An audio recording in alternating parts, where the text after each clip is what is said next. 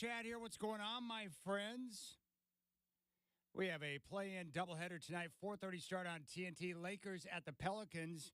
New Orleans favored by 1.5, followed by the Warriors and Kings in Sacramento. Golden State favored by 1.5. Elsewhere, the Milwaukee Bucks are preparing to be without Giannis to start their first-round series against Indiana, but are hopeful with treatment he can return later in the series from college. Michigan will serve 3 years of NCAA probation, pay a fine, and face recruiting restrictions for violations. From the NFL, the Eagles have extended wide receiver Devontae Smith through the 2028 season. On the diamond, Braves have placed second baseman Ozzie Albies on the deal with a fractured big toe. Reds and Mariners from T-Mobile Park tonight. First pitch at 6:40. Logan Gilbert is on the bump for Seattle. Rip City Drive with Dwight and Chad's coming up next. Ben Golliver talking hoop at 3:20. We focus in on Sean Highkin and exit interviews with the Blazers at 5:20.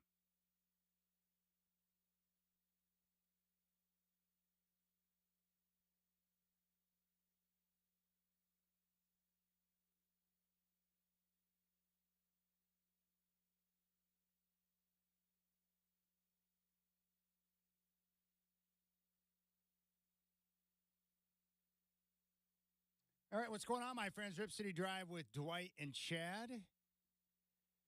And Shacker playing a little Daryl Hall from his latest album, Laughing Down Crying. It's a good song right there. Nice work, Shacker.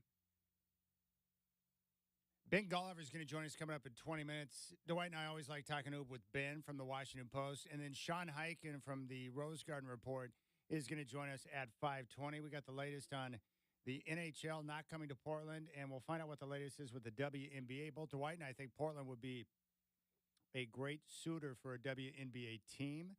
We'll get to that at 3:45. We have a 4-pack of tickets for you to sit in the Rip City Radio Row at a upcoming Hops game. We'll give those away at 4 o'clock.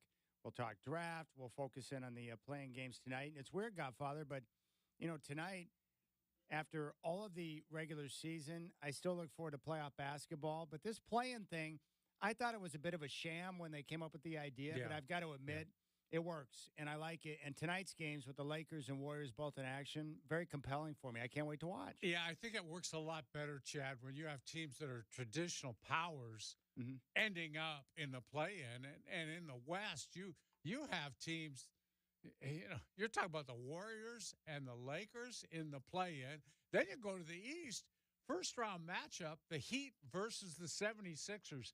That's compelling. Now, it wouldn't be as compelling if you had, clown teams that don't deserve to be in the playoffs anyway. Like Chicago and Atlanta? Yes, that's a great example right there. That's an example. Yes, I think what makes it so fascinating, if you just look at the Lakers and Warriors, Oklahoma City and Denver have been right up near the top of the Western Conference throughout the entire season, from start until finish. But with the play-in now, you might come out in your first-round series and have to play Steph Curry and the three-point shooting of the Warriors, or boom, the size of the Lakers with LeBron and Anthony Davis. Now, I do believe that those other two teams are better, Oklahoma City and Denver, or Minnesota, who's been right up there at the top. But with those players and the talent and the experience, it creates some intrigue in those opening round series. And so I'm looking forward to it. And I was thinking back last night, my favorite playoff series that we got last year was in the first round. It was the Kings and Warriors. Great series. Phenomenal 7-game series that went back and forth and had a lot of highs and lows. So I always have enjoyed playoff basketball, but I think the play-in tonight's going to be really good, and we'll talk about it with Ben Golliver. Now, this morning, for the first time in forever, I got up early, 5:45. I went out to the golf course and played a round of golf. And, it's funny. It always takes a few days or a couple of weeks to really get a chance to get used to your body getting up and go through the grind of walking 4 hours and playing, because it's different than practicing indoors year-round. But it just felt great to be out there, to be on the course, to see all the people I know, my second home, and then to go out and play. It was great, Godfather. I loved every single moment of it, just being out there. The temperature, a little chilly to start, but once the sun popped out, the weather ended up being perfectly. The course was in good condition. What a day. What a day! I think people would want me to ask you how you played. It was good, 84, and I had a triple on hole number 1. I took a double on hole 9, and I shot a 39 on the back. So it was a good day. Yeah. Had a couple of birdies. It was rusty. I knew I was going to be rusty, so I didn't go in with really high expectations. The weirdest thing, and people who play golf a lot would understand this. I practice indoors year round, multiple times a week during the winter, especially during Blazer season, because I don't have the time to go out and play. The practice is awesome. So when I go out on the course like today, the club did not feel like a foreign object. I've been playing and swinging the club Sure. constantly year round. But where it really matters is you can't simulate the short game indoors. Being around the greens, the touch and the feel, the putting. You can practice putting, but being on an actual green where you've got to read it and kind of do those type of deals. So I felt rusty in that department, and that's just something that's going to take a couple of weeks where you start to feel more comfortable. Right now, my body just feels tired. That's what I was going to ask you. Are you sore at all? Because those are muscles you don't use around here, at least. No, not at all. Not in the studio. The neck, my neck is sore, shoulders, especially my hips right now, the back. You forget how taxing playing golf, but the golf swing is on the body, right? It's a lot of stuff going on there. So yeah, I'm feeling it today, but it was just great. I got home last night, and the basketball season, like we talked about, and everyone, depending on your job, you've got different busy seasons or whatever, but just to sit down and know that I didn't have a game to worry about tomorrow or a practice to cover or this or that or whatever that's surrounding basketball season, it was a big you can feel the weight come off your shoulders. And you've been through that year after year after year for years, so you know exactly what I'm talking about. It's awesome. Yeah, but I admire you, Chad. I think for this reason, you're serious enough about the basketball season that you don't try to shoehorn in the golf in and around. And I know how you are. You're thinking about your pregame, your postgame all day long. Yeah. I know you allow it to just sort of take over. Yeah, it does. It is what it is, man. So I'm just happy to be out there and see all the guys because I go to the course all the time. I know all the guys. And so they're like, spring's here, Chad's back. Yeah. And I have to go through about 8 different conversations with 8 different guys about the Blazers. Yeah, of course. And I got that done today. I covered everyone. And so now we can just get back into the golf conversation. You playing with your same guys that you like playing with all the time? I play with 2 guys that I'm close with, and I've got a few guys I play with. But the 2 guys, my primary dudes, they're both retired, Glenn and Dan. Dan is a retired pilot for UPS. And he's a really cool guy. Love him to death. And Glenn is great. He lives over in Washougal. Dan is over in Vancouver. And we just happened to meet at the course. And then after playing the last couple of years, we become friends. Mm-hmm. And it's funny because they laugh at me when I complain about feeling old. And they're like, you don't know old because Dan's 76 and Glenn's about to turn 70. But that's the one thing I love about the golf course. And you probably noticed this out there at your course at Willamette. Very rarely do you get paired up or play with someone that ends up being a goober, right? Most people that you meet at the golf course, you make a lot of good connections and you meet some nice guys out there. I certainly do. And a lot of times I'll go out to the course and just as a single, and because I like getting paired up with different people to get a chance to meet different guys. And I've come across multiple people that I enjoy spending 4 hours with on the course. I learn a lot from these guys too. They're smart, or guys who have played the game for a long time, or, talking about Dan and his flying days. Like, it's pretty high level stuff. So, and they like talking to me. I'm just the idiot sports guy, right? So they like to ask me questions, but I'm more interested in what they do because they have more important careers in terms of their impact on the world. Yeah. See, I play with Nancy mostly because we have an opportunity to go out late in the day when there's hardly anyone. We went out the other day at like 4 o'clock and there was no one else on the course. And we played a 9 out of a cart, just a quick 9 because Nancy's easing back into it after not playing for quite a while. And it was a lot of fun. But we also have the pleasure of going. There's a little pub downstairs from the main dining room. And we go there for lunch or dinner quite often. And it's a great chance to see a lot of these guys, men and women, who play all the time out there and kind of refresh our friendship with them and chat about this and that. And, of course, they always want to ask me about 2 things, either the Trailblazers or you. I hear a lot, well, what's that guy? What's that guy doing? What is he like? Chad doing? Tell me about him. What's funny is that I have people ask me about you more than I do about me sometimes because they want to know why you think this or what's going on with you. It's funny because we're basically like a forced marriage, so we get a lot of questions like that. Right. People always ask my friends or you to explain some of the stupid things I say on the air. Yeah, and same goes for you. And I'm like, look, I know that I work with him, but I don't ask him about every single tweet or thought that he shares. Yeah. It's like, you ask him. Yeah. I don't know, go ask him. We have discussions and he and I will argue about things or whatever, but I said, I'm not worried about what Dwight tweets all day long. That's up to Yeah. him. That's his account, his thoughts. Go talk to him about it. I did come across an engineer guy and he's like, well, because we started talking. I'm like, well, what do you do? And he told me he was an engineer. And I'm like, well, for what? And he said that he designs, and this is where I realize my place in life, right? The high level thought process. But he designs machinery for companies that like will go out and clear trees or produce wood or different paper products. Yeah. And I didn't know what he was talking about until I looked it up on YouTube. YouTube's amazing. They got videos for everything. They actually have these machines now. And I called my dad and asked him about it because my dad's major in school was forestry.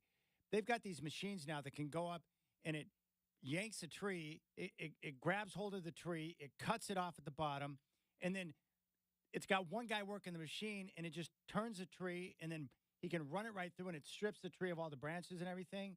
And then and then they take it off and drop it and then they slice it up. And my dad was blown away by this stuff because he's like, this is stuff that would have taken multiple men, multiple hours to be able to cut that tree down, to strip it, and then to cut it up Yeah. into usable logs. And he goes, now they got a machine where you can get multiple trees down and stripped and separated in a matter of minutes. He goes, that is mind-boggling. But that's high-level engineering that goes into that kind of stuff. And I'm like, I had no idea what the guy was talking about, but the fact that he was telling me about the machines he helps design, I'm like, whoa. Like that to me, I learned those. I meet those kind of people sometimes on the course. I'm like, gosh, that's a smart guy right there. Yeah. A whole machine that can go up, pull a tree out of the ground, strip it down, and then boom, then you move on. It's that industry has changed so much, and someday I'll tell you about.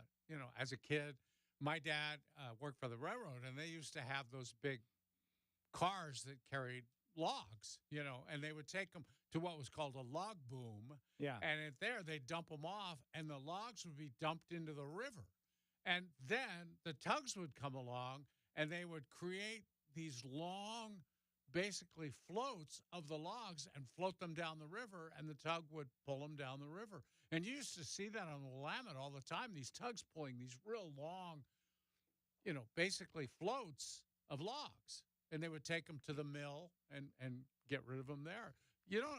That's not done anymore. You don't do it that way now. It's amazing. The other thing my dad was telling me, he worked for the Army Corps of Engineers, and Yeah. part of their job, the Corps, is to keep some of the major rivers that we use for trade. Right, Mhm. you got to keep open, passageways to get the goods and services up and down the river. And so a lot of times they have to go in and dredge, right, where Yeah. you'll go in and you got to create more room in the river to get higher water levels to get everything to be able to pass through. And so they would go through and dredge. My dad was telling me about the machines similar to what they have in forestry now, where they drop this boat-like machine in the water, and then you just go up and down, and it dredges the bottom and then spits the mud out to the side. Oh, really? It's like an auto dredger. And he goes, that would have taken us a long time to be able to do that type of work. They want to do that in the Willamette because they need a little more room now for the bigger ships to get to, like, Exactly. Swan Island to get repairs and stuff. But, nowadays there's a lot of red tape when you start doing stuff like that. Always red tape. So basically, the moral of this story is the more people I talk to, the bigger of a buffoon I realize that I am. There's actually people out there designing things and creating things that are great for the world, and we get to sit in here and talk sports. Nonsense, Godfather. Shenanigans. We're lucky. Oh, my goodness. All right, Ben Golliver, Washington Post, going to join us next. We got to talk some NBA. We'll get his take on the two games tonight, and we'll ask him, should the Lakers lose tonight to New Orleans to Yeah. avoid playing Denver in the first round? You got the Rip City Drive with Dwight and Chad.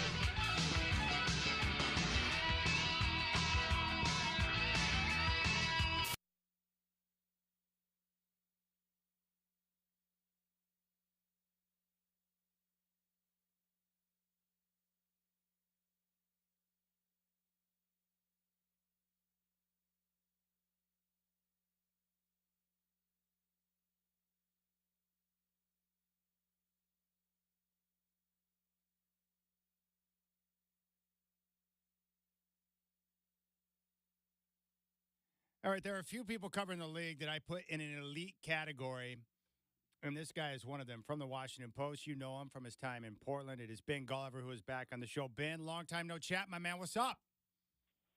Not too much, man. I got a question though. They just are going to run Chauncey Billups back without any sort of second thought or second guessing. It's just he just gets to come back next year, no questions. That's right. He is coming back. From what I understand, he's got 1 year left, and he's got that team option on the 5th year. I think if I had to guess what's going to go down, Ben, he'll come back, he'll coach next year, and then there'll be a parting of ways after next season. Yeah, I mean, it sounds like a lame duck season, however you want to frame it. That sounds pretty tricky. I mean, I guess the good news is they can just tank for Cooper Flagg. I was up there watching the Hoop Summit, Chad. That guy could play, man. And so, I guess that would be the upshot of next season. But that's surprising to me. This season did not go well. I was seeing the TV ratings plummeting. Hearing a lot of chatter when I was up there in Portland about, what's the point of going to the games? The team's been out of it for a month and a half. I mean, tough times. So let's hope they can get Cooper Flagg. They need something, man. All right, I agree. So I want to ask you this. They've gone through the last 3 years of, big-time losses, 50 or more in each of the last 3 seasons. This one here was 60 or more. The franchise record was their second season of 64.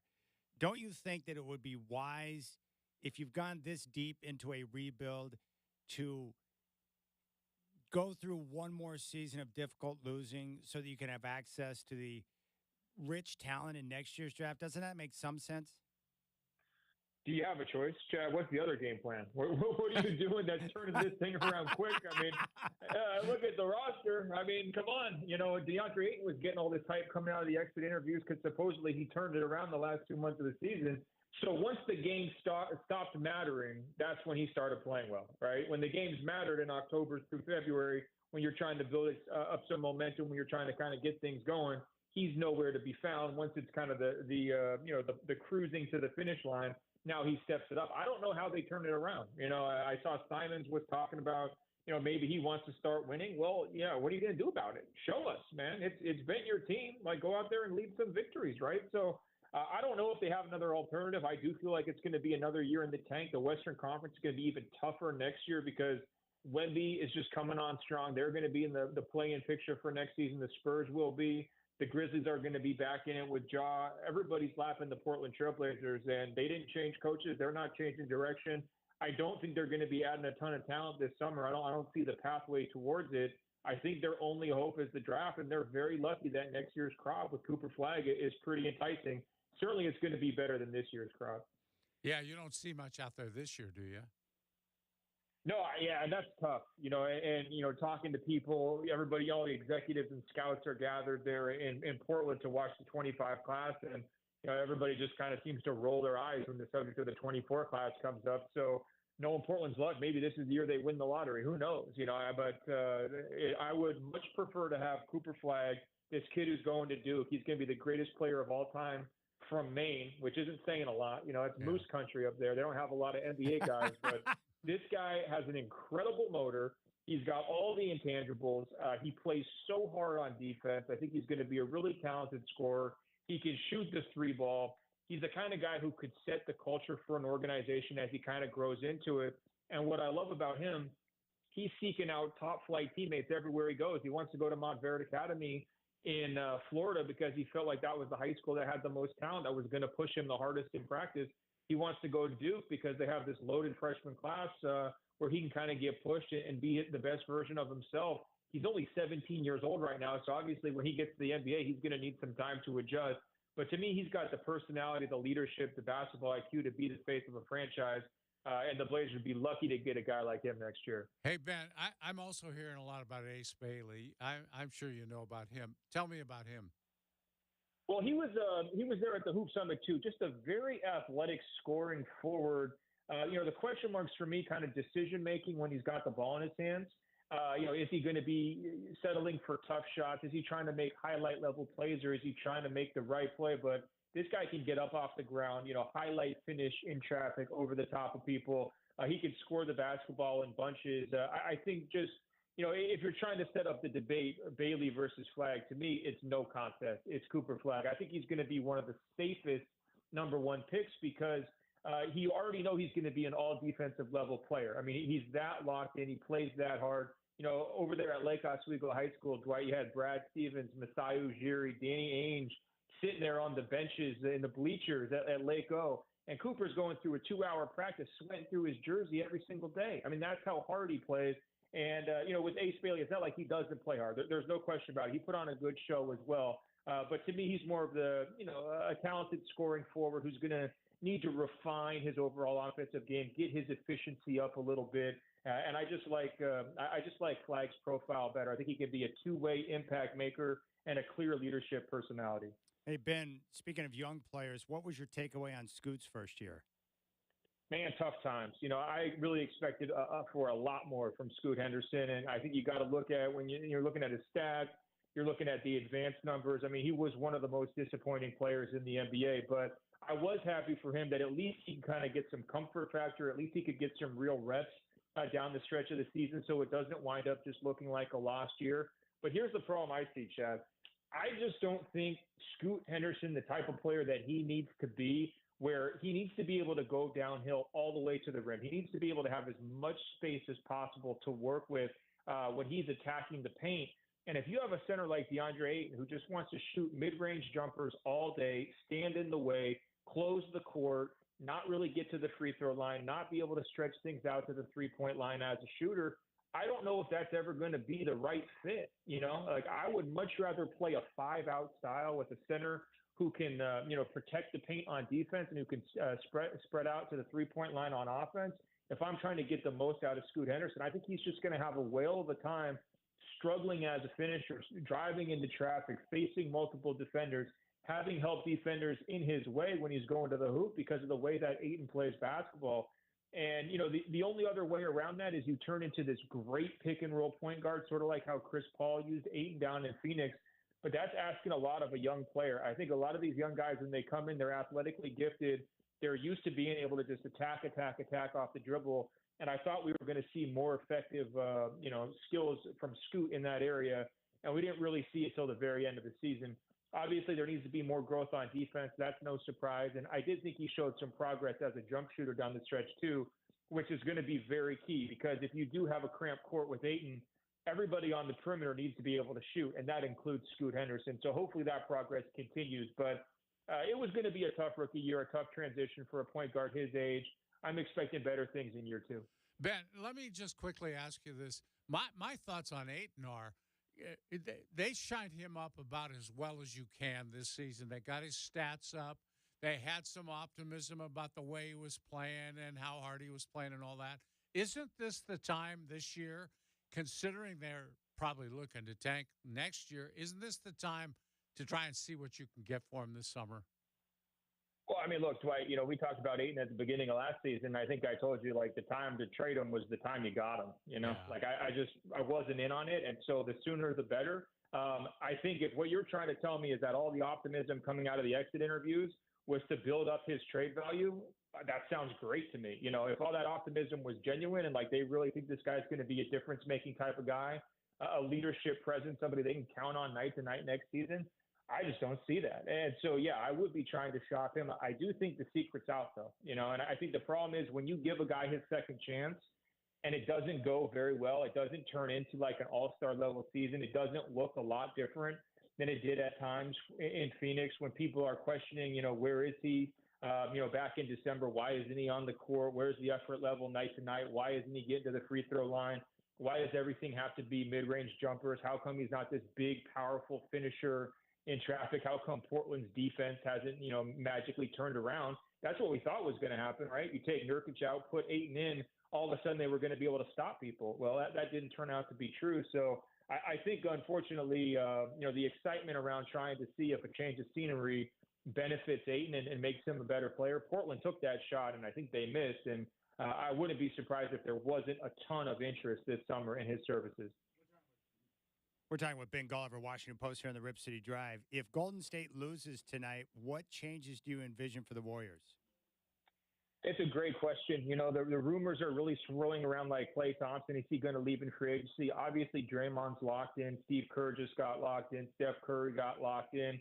So that sort of limits the options. Like maybe Clay goes, maybe they can try to find somebody, to trade for Wiggins. I'm just wondering, though, as an organization, they kind of face this choice. It's kind of like, well, do we just admit we're not contenders anymore, right? Like, do we just admit that 22 run was really fun? That was kind of the end of the championship chapter.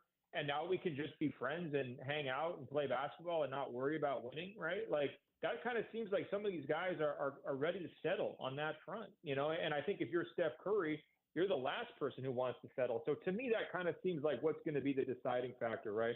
Is Steph Curry content to just continue to play with these guys he's played with his entire career? And, hey, look, you win some, you lose some, no big deal. If you go out in the play-in round, let's just be happy. I would hope for more from Steph, and I would hope for more for Steph. Like, I definitely think he has a lot of high-level basketball left in him.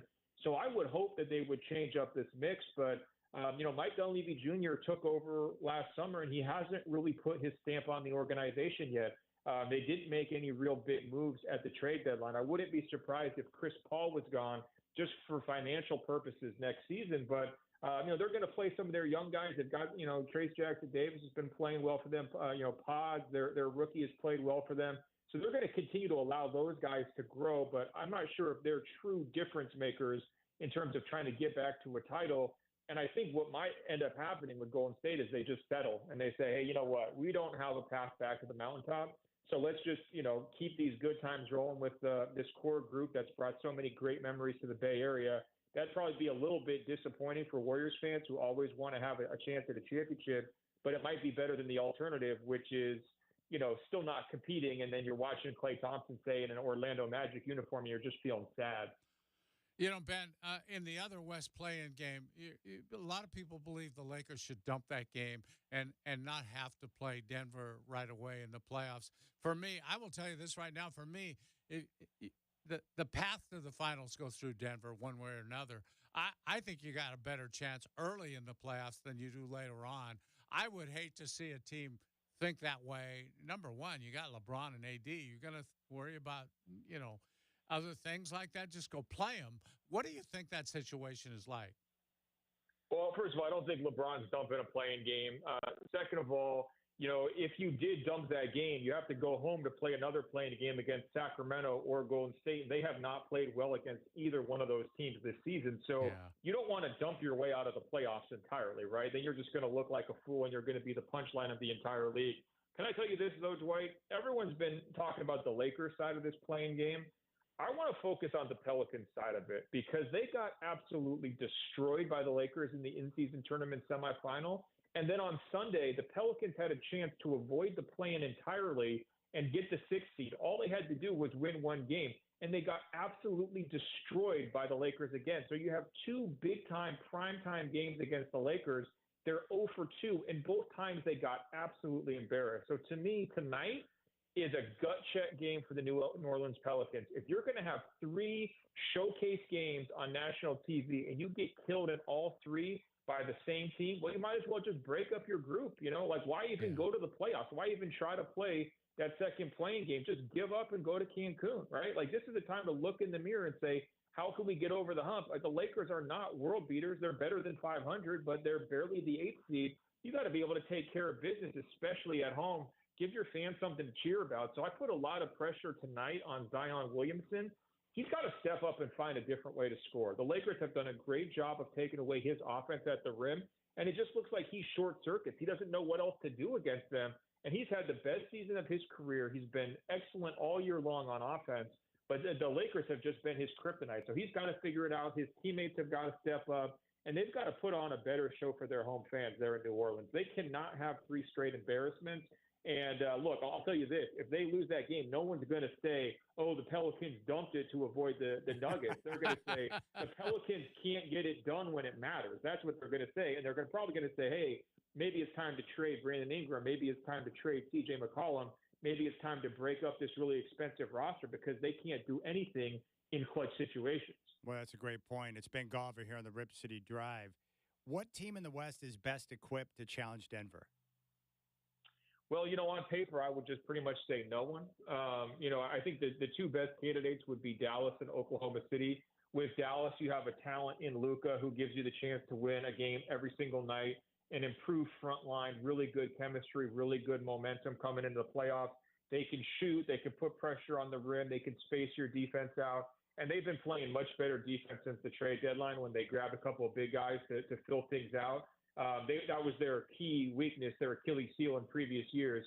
But I still don't know if their improved front line is going to be able to slow Joker down. I mean, Joker's just the best player in the world, period. There's no ifs, ands, or buts about it. He is the MVP. Don't overthink it, voters. Just give that man his trophy. And, if I had to pick, Nuggets or Mavericks, I would say Nuggets in 6. Now, Oklahoma City is an interesting team because they're so young. People are going to underrate them. They are going to overlook them, but they're incredibly disciplined. They're the most well-coached team in the entire NBA. They move the basketball on offense. They can shoot it very well from outside, and they play very hard defense, and they're really, really good at forcing turnovers because of their defensive effort. Now, their big weakness is they only got Chet Holmgren inside, and he's probably given up 150 pounds to Jokic, right? So that's going to be a mismatch, and I don't know if they can get around that. But to me, those are the two best teams besides Denver in this Western Conference playoff bracket. I think if Denver goes down, it will be because of injury. It will be health. They're a much different team if Jamal Murray's not on the court. Mm-hmm. He's been dealing with ankle injuries. He's been kind of in and out of lineup the last couple of months. I think he's pretty much good to go for this postseason run. But the Nuggets will play him a lot of minutes in the postseason, like 40-plus a night. He had perfect health in last year's playoffs. He will need to have that again if they're going to go back-to-back. And what's kind of crazy is, we look right now and we feel like, Denver is this unbeatable team. They're easily the favorite.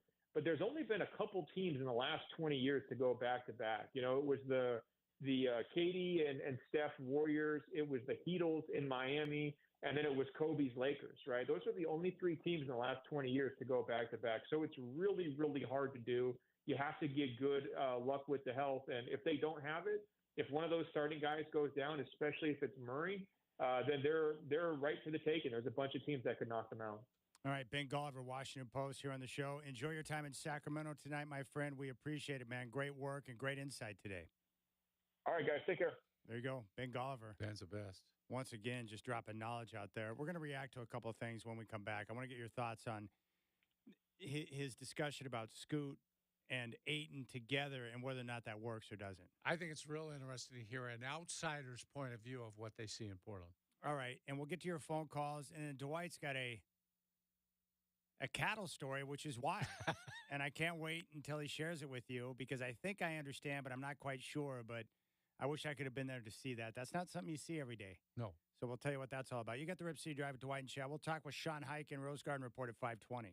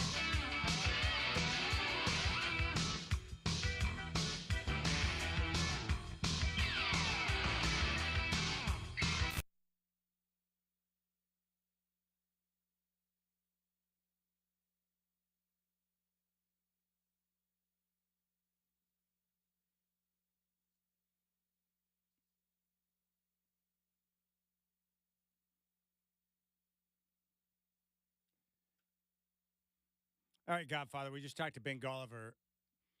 I want to ask you about what he said about Scoot and Ayton and the fact that he doesn't like the way that they fit together on the floor. He thinks that Scoot would be best in a situation where you got 5 out. So you open up the floor, your center's not clogging the lane to where you have help defenders there. So when Scoot's trying to get downhill and attack the rim, he's not running into a bunch of bodies. Do you agree with that assessment that in terms of the pairing and the way that Ayton plays, it's not necessarily a good match for Scoot? Yeah, the only thing that would save it is if, like Ben said, he got really good at playing the pick and roll with Ayton.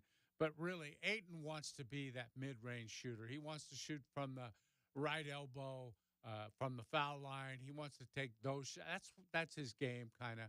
And so I would say if you want to play 5 out, fans have to think back to those Phoenix Suns teams that D'Antoni coached with Steve Nash getting into the paint and kicking out to open shooters, where Scoot either finishes at the basket or kicks it out to an open three-point shooter, because if he gets good at that, he will attract double teams. There will be open perimeter shooters. So he's either attacking the rim and scoring, getting to the foul line, or kicking it out to open shooters for 3. Yeah. That's the new age way to play the game. Exactly. And that turned Steve Nash into a 2-time MVP. Yeah, because Scoot is not going to be – he's not your Damian Lillard type point guard. Like, he's not going to be your big 30-point-a-night scorer. That's not his game. You want to see him in a situation where he can score nights when you need him to, like Nash would, but most importantly, you want to see those assist numbers up, because that means he's finding his teammates in the right spot to knock down shots. And play, like you said, the new age NBA game, threes. It's all about threes. We may not like it. You may not like it. That's the game now. Well, my own personal thoughts on the Trailblazers. Next year's draft is too good not to do whatever you can to be a major player in that draft.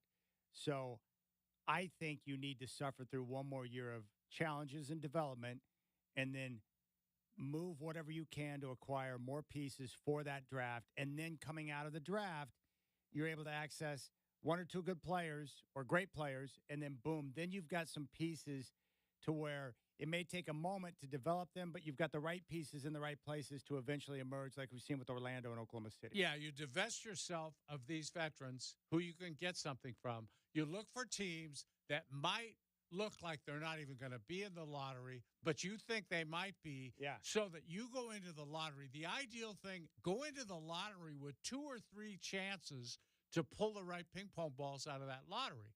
You don't want to just have your own pick. Ideally, you'd like to have a couple other ones to give yourself a bigger chance, because there's a big prize ahead. And like Ben said, that's about the only avenue they have for adding that big-time piece to your roster, that guy who's a generational player who can make you a contender, not just a lottery team, but or not just a playoff team, but a team that could go all the way. Cooper Flagg. Yeah. Let's go out to Miguel, who's in McMinnville. Miguel, I appreciate the hold. Welcome to the Rip City Drive. What's on your mind? Well, just, first off, I want to give a shout-out to my brother Tuesday and to the boys Cho and Neighbor. Just to touch up on what Ben was saying about Scoot and Ayton together, personally all season, I wasn't the biggest fan, never been a fan of Ayton since he's been in college. That's the only time, he was truly that dominant force. In my personal opinion, he's a broke man's LaMarcus Aldridge because he wants to do that shot, but his shot's just not developed like Aldridge's. And Scoot, we do have to play that 5 out, but in my opinion, he's not good enough to handle a game like that, regardless of it being his rookie year. I understand. The best thing that we got out of that draft last year was getting Tumani from Phoenix, in my personal opinion. Now, what I think we should do is try to get Nick Claxton, because he's got some heart. He's a free agent. Not sure what's going on. I could be totally wrong. But we got rid of Nurk thinking we were going to get more of an aggressor, when in all reality, Nurk did complain and he cried a lot, but he had a heart, and he played with he played with his heart on his sleeve every night, and we don't see that from Ayton. And we love that blue collar type basketball here in Portland. Correct me if I'm wrong. I think we had a lot of good things to show. We were a -9 on our margin this year, but we also finished top 2 in offensive rebounds. We can't have an average margin of -9 when we're nearly averaging 13 offensive rebounds. So we've got to be better offensive, obviously, because we finished in the bottom 5 of everything. So my question is, where do we go? I don't think Scoot, even without Ayton, is the answer, and I don't think Ayton without Scoot is the answer. We've got to look elsewhere. I think Ant, he is good. Tumani, he is good, and we got a couple other guys that can roll into some pieces. But we need more heart. We're missing heart. We're missing those. We're missing that good, 2 and 3. I feel like we got not a decent bench, but we've always had those 2 or 3 guys in the starting and then in the bench area, and we've got little to nothing. So I think it's either get a pass first point guard or a point guard who can shoot, and I don't think that Scoot is either of those. All right, Miguel, I appreciate that. I got to be honest with you, Godfather. I don't have enough on Scoot to know what he is yet. My take is He's a pass-first guy, though. Yeah, be careful about writing a young kid off like that who's very early in his career. Look, Steve Nash had trouble getting off the bench his first few years in the league, and it takes guys time. And Steve had years at Santa Clara playing in a pretty good conference at that time, and it takes a while for a point guard. There's so much to learn. In regards to Nurk and Ayton, I thought Ayton played just fine this year for what he is. He was productive. He played well down the stretch after the rocky start. And with Nurk, we had Nurk long enough to know what he is too. Neither one of those guys appears to be the perfect player with Scoot, whether it's Nurk or Ayton. Neither one. I think what people have to remember with Ayton is they played through him this year, a unique opportunity for him to have the ball a lot. He got a lot of shots. He got to do what he can do. And I think as you add talent to this roster, Ayton would not be able to play that way. He wouldn't get the opportunity he got this year. So I think you would see a reduction in production. And then at that time, is he going to be the same guy? Is he going to be as engaged then as he was this season? And I would worry about that, having seen what happened in the Phoenix years. I'm always a little uncomfortable with heart talk, too. Oh, me too. Me too. Because you know what? I've been around the team a little bit. I've seen a lot of the guys compete. There's a lot of heart on the team. Well, and we really have no idea about that kind of stuff. That's like people tell me, always good in the locker room. And unless you're in that locker room, you have no idea. Yeah. I heard that for years about players that I knew were not good in the locker room. But people see them play and think, well, yeah, he's a good locker room guy. He's got a great attitude. Who knows? You don't know. Yeah. Like with Scoot's work ethic, I'm not with him personally to watch his work habits. Right. Now, I do know that everyone I've talked to who's around him says his work habits are terrific.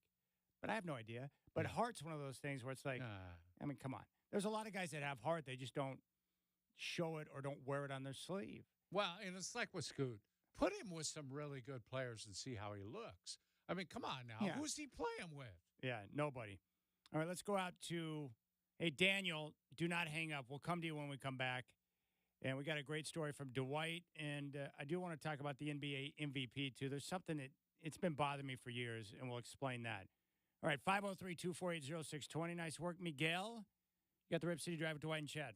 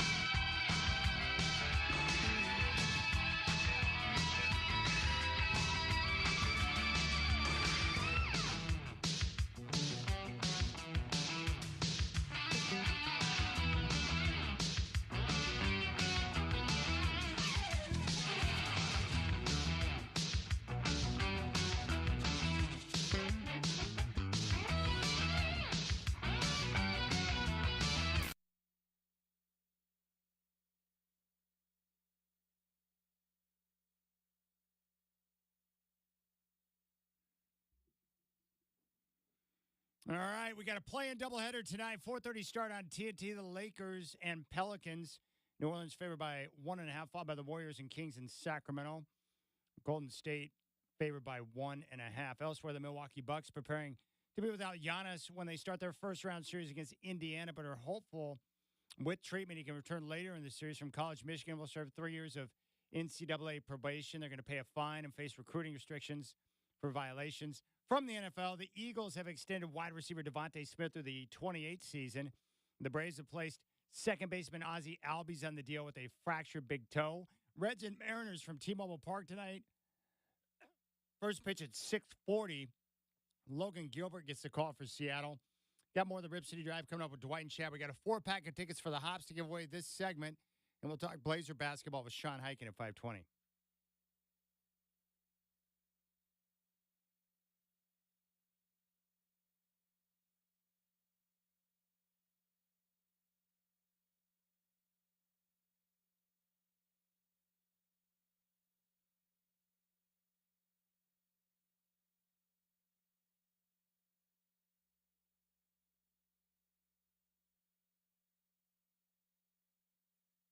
Godfather, you got me in a mood to go watch Leslie Nielsen now. I need to go pull out the old Naked Gun movies.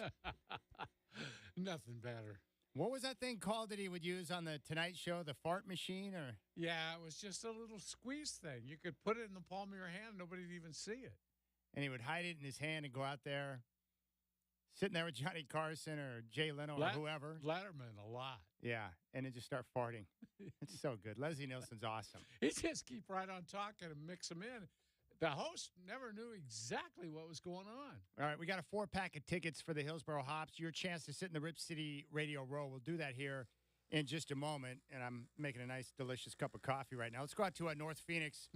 Our good friend Daniel, who every week sends me a screenshot of the extended forecast in the Phoenix area. I know. I love the guy, but I want to punch him in the face when he says that to me. It's like, dude, I know, man, you live in paradise. Good for you. Yeah. Let's go out there right now. Hey, Daniel, welcome to the program, my friend. What's cracking? Hey, Chad. Hey, Godfather. Yes, sir. Just wanted to let you know I'm currently sitting outside on my patio. It's a beautiful 87 degrees. Oh, my. It's going to be 90s this week. Just giving you a heads up, just wanted to call in and let you boys know that. Also, wanted to get an update on how the Diet Coke situation is looking, making sure you guys are taken care of. I know it's been a while, so Daniel, good? We're a little low. There's about 1 or 2 cans left. Is there any? Chad's check. Yeah, only 2 cans left in the 24-pack that you sent over to the studio, brother. Hey, I'll take care of you guys soon. So expect that probably today or tomorrow. So just wanted to let you know that. And Daniel, when he says soon, it means today. I love that. Hey, no. He's a man of action. Yeah. Hey, you know the way I am. I take care of business, if you know what I mean. Yes. So what's going on with this hype with next year's draft? The guy Cooper Flagg, he's a white American-born basketball player. Like, how are they that good? Like, I don't know if I'm trying to believe the hype. Is he that good? Yeah, it would appear that he's that good. YouTube is your friend. Go ahead and check him out on YouTube. There's a lot of video on him, and you'll love him. That's right. And we could be seeing a return of the American-born white superstar with Chet Holmgren, which has shocked me, and now Cooper Flagg. We may be getting another Larry Bird here in the near future. But next year's draft, the way it was put to me, Daniel, is that there are 4 or 5 guys, 4 or 5 in next year's draft that would be taken ahead of everyone in this year's draft. That's how stockpiled it is with talent. So that means what you guys were talking about earlier, the Blazers are probably not going to be very good next year. Yeah. Yeah, I would think that's a pretty good chance that that's going to happen. Was that his real laugh, or was that? No, that was his real laugh. Okay. The great thing about Daniel is he's very consistent with the laugh, so I don't have to hit the laugh track. Yeah. He just, right on cue, he can bring it out, which I appreciate. Hey, dude, you went to the Final Four. You sent me a picture. How was that experience there in Glendale? Oh, I forgot to tell you about that. It was great. It was amazing. The fans, I don't really watch college basketball, but the fans, the college basketball fans for Purdue were absolutely insane. I went to the Purdue versus North Carolina State game, and it was just the atmosphere in there was crazy. And it being an NFL stadium with all those people and watching basketball, it was different. I liked it. I enjoyed it a lot. That's great. How far was your seat away from the court? Could you actually see? Yeah, I was pretty close. It wasn't that bad. It was like 20 rows back. Like I was in. Oh. They were really good seats. It was really good, and the fans actually like to like talk trash to one another, which is kind of funny. But I've never been to a college basketball game before, so it was definitely an experience. And this lady was sitting next to me, and she's like, "Well, you should be rooting for Purdue," and I'm like, "I don't really care that much." And she's like, "It's the Final Four."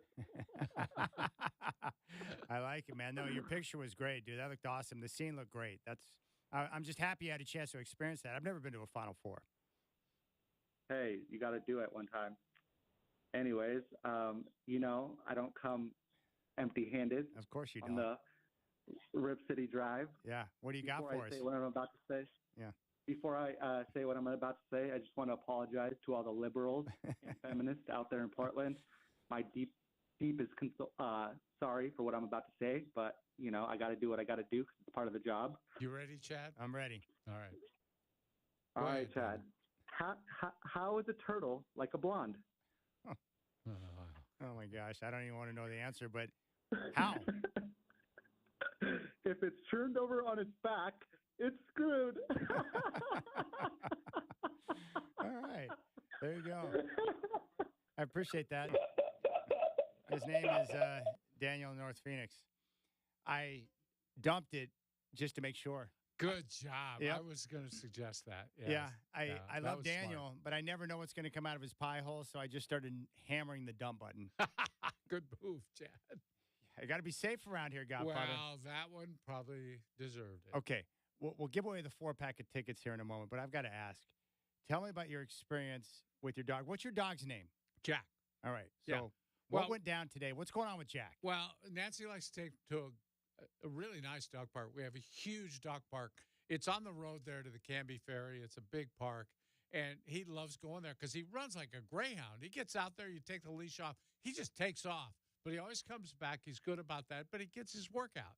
Well, he's had the propensity for the last couple weeks. He seems to like rolling around in dog poop. So it makes a horrible mess. And Nancy brings him home. We got to put him right in the backyard, get the hose out, and just hose him down with some soap and everything because it's a real mess. He gets his collar all covered in it, Oh. everything. Well, today she takes him, and to make matters worse, somebody next door to the dog park has cattle. And I'm not talking about 1 or 2 cows here. They have a herd of cattle. And somehow those cows got out of the pen. And the dog park is full of this herd of cattle. So Jack being Jack, he's a very inquisitive dog. He's a smart guy too. But he goes over and kind of tries to check the cattle out. And one of them decides, in fact, it was more than one, decided to chase him. So all of a sudden, here's Jack flying out of there with a herd of cattle after him. Now, those cows, I think he might have misjudged. You know, they're big animals. They move quicker than you think. When they want to, they can move a little bit.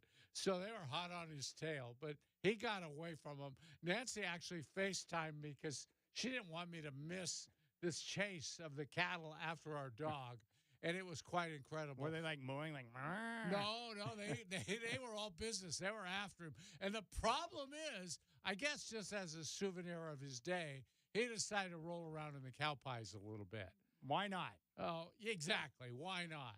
And I mean, he came home. He was just covered in it. So I was almost ready to get in the car and drive to work. But timeout, go to the backyard, pull the hose out, and let him have it. Gosh, I wish I could have seen Jack in the middle of all those cows. Oh, God, it was something. That is amazing. I remember we used to do a lot of camping. My parents loved being outdoors. We did a lot of camping when I was younger. And when we lived in Colorado, some of the greatest places to camp in the world are in Colorado. We go up in the mountains. And one year, my mom's mom, my grandma was with us, and we went on a camping trip up in Buena Vista, which is a great town now, a great place to go camping. They got some good jeeping trails. And they have, there's like an old mining town. So there's like old mines and stuff. Oh, wow. And so we're up there in the mountains, and we decided to build a fire because we're going to make some food. And I'll never forget my grandma, who, she grew up in the country of Oklahoma, and she disappeared for a few minutes, and then she came back, and she had a stack of cow patties that were dried, right? Like old dried cow patties. I'm like, Grandma, what in the world are you doing? And she goes, these make great kindling. And sure enough, Yeah. she put it down and, one little match, and those cow pies, once they dry up, they're like the perfect kindling fire starters. But I Yeah. just thought it was funny that my grandma was lighting poo on fire, but they work great. Dried What- cow patties are great kindling if you're building a fire when you're camping. I've heard that. Was there any aroma attached to that? I stood opposite of downwind. I didn't want to Yeah. find out, Yeah. but I just thought it was amazing. Grandma carrying a load of cow pies, but to her, growing up in the country, Sure. it just made perfect sense. It's like, this is the easiest way to do it. And she was right, man. You light one of those things on fire, it burns quick. You can put your logs down, then boom, you're set. But that blew me away. Grandma grabbing cow pies to bring over to the pile to make a fire. I was like, wow. I'll tell you, when you're living in the country, you learn a lot of stuff, don't you? Well, you do. Now, Puppy Shots, unlike Jack, he acts like a big, tough dog as a wiener dog. He likes to bark at everything. But if anything were to come at him, he would scram off like a little wuss boy. Yeah. Because I've always tried to get him to interact with other dogs, but if they're bigger, he just gets down on his back and shows that, hey, I'm inferior. He immediately will bend the knee to the bigger dog. Sure. But he's always he's always getting into it with possums, barking at possums, chasing raccoons up the trees. And I'm like, the coons and possums want nothing to do with him, and he's loud, so it probably scares him. But Mhm. if they weren't built the way they were, they could be like, I'm going to take him and get him out of my way, but they won't do anything. But I went out there last night, and he was just barking like a mad dog. And I look over, and he's nose to nose with the possum. And the possum's just standing there still, Ooh. and he's nose to nose with the possum. I'm like, Shots, what are you going to do if you catch him anyways? And I think this is the possum. I think I told you, remember I found the couple of baby possums? Yeah. And so I was giving him dog food that Shots won't eat, and I was cutting up little apples and stuff.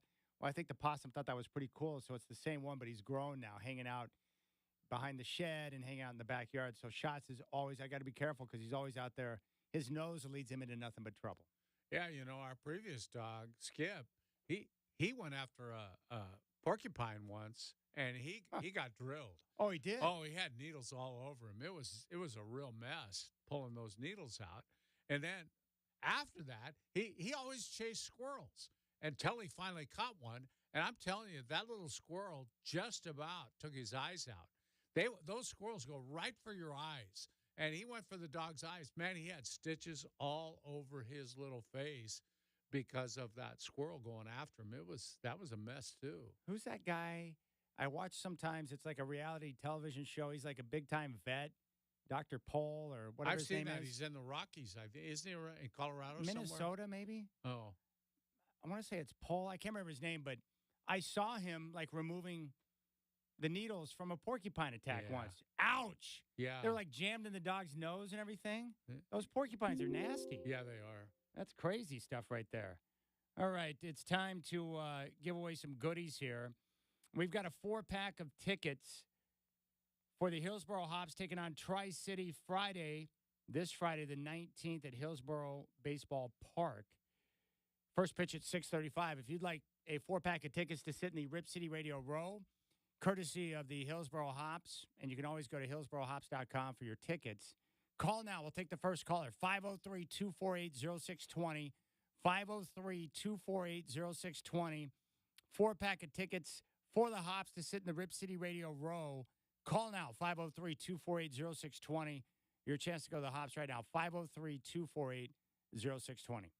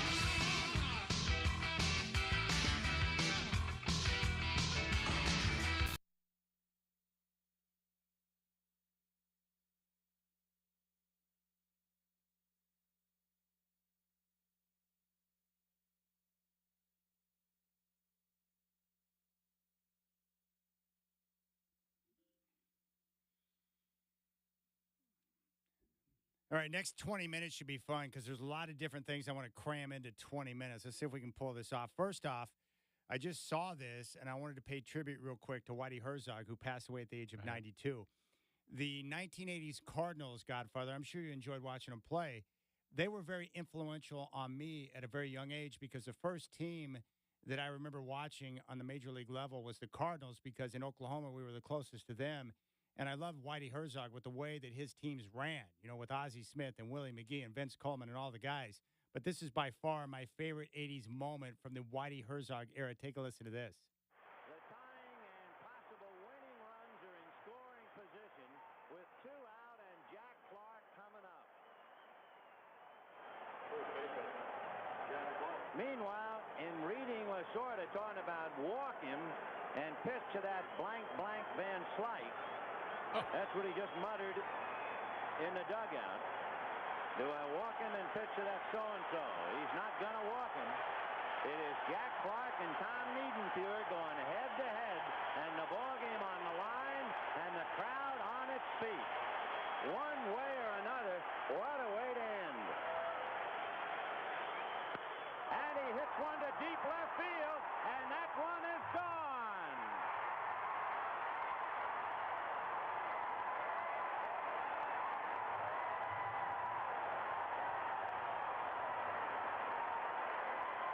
Lasorda got the answer to his rhetorical question. Something about, should I walk this guy and pitch to that so-and-so? Well, he didn't walk him. Look where all the players are. They want to make sure he touches home plate. Now they'll pick him up.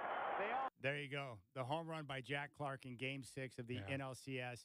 And Tommy Lasorda just sitting in the dugout alone, distraught at his decision-making. Yeah, and that's ironic. The Whitey ball they played in St. Louis wasn't known for home runs. That was a team built on speed, playing when artificial turf was still kind of new. Yeah, and they took advantage by having speed because the ball sped up on the turf, and they stole a ton of bases. Fun to watch, and he had a lot of success there. They called him the White Rat, Whitey Herzog. Yeah, it was awesome. So big props to the Cardinals. Whitey Herzog was a legend, and he has passed away at the age of 92. All right. We just saw that the city of Portland has been passed over again by a major league team. The NHL needs a new home for the Phoenix Coyotes, and it looks like they're Salt Lake City bound. Yeah, apparently. The owner hasn't said anything, but the news story out of Phoenix said that he told the players on the team, you're going to be playing in Salt Lake next year. They just haven't found the right home in the Phoenix area. It hasn't worked in Phoenix, which is unusual because they're amateur hockey. They're producing NHL players out of Phoenix now. There's a lot of kids playing hockey there because of the arrival of the Coyotes, but they just haven't made it go as a franchise. Well, there have been attempts in the past. Was it Paul Allen that usually put the kibosh on another major league team coming to town, the NHL? I think, what was it, Pittsburgh? Yeah, at one time, the Blazers tried to get Pittsburgh, and they were within like an hour of getting the Penguins here.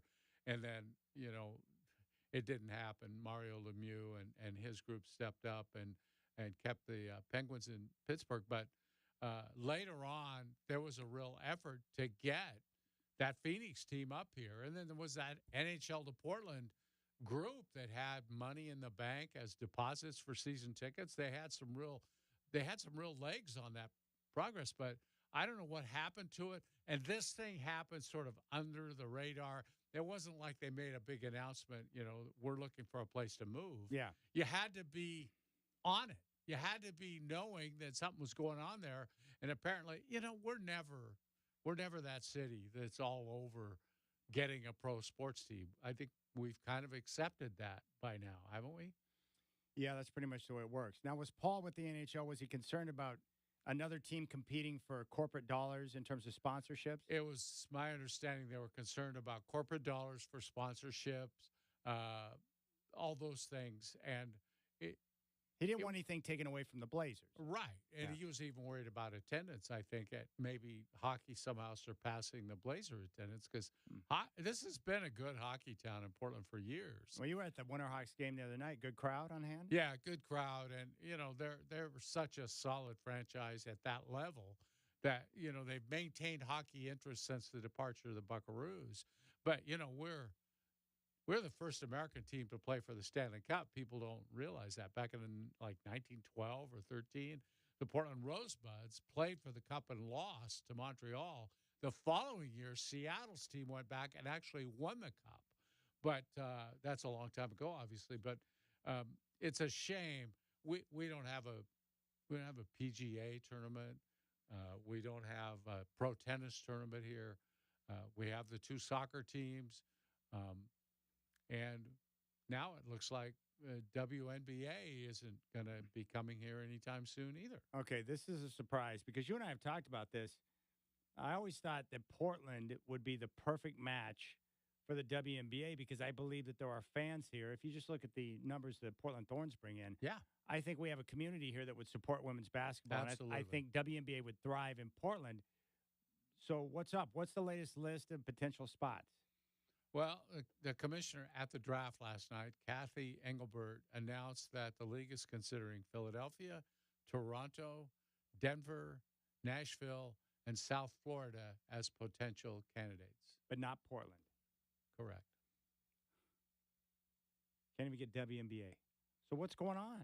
Well, apparently, it was real close. There's a man in Portland that's, made himself known as a candidate to own that franchise.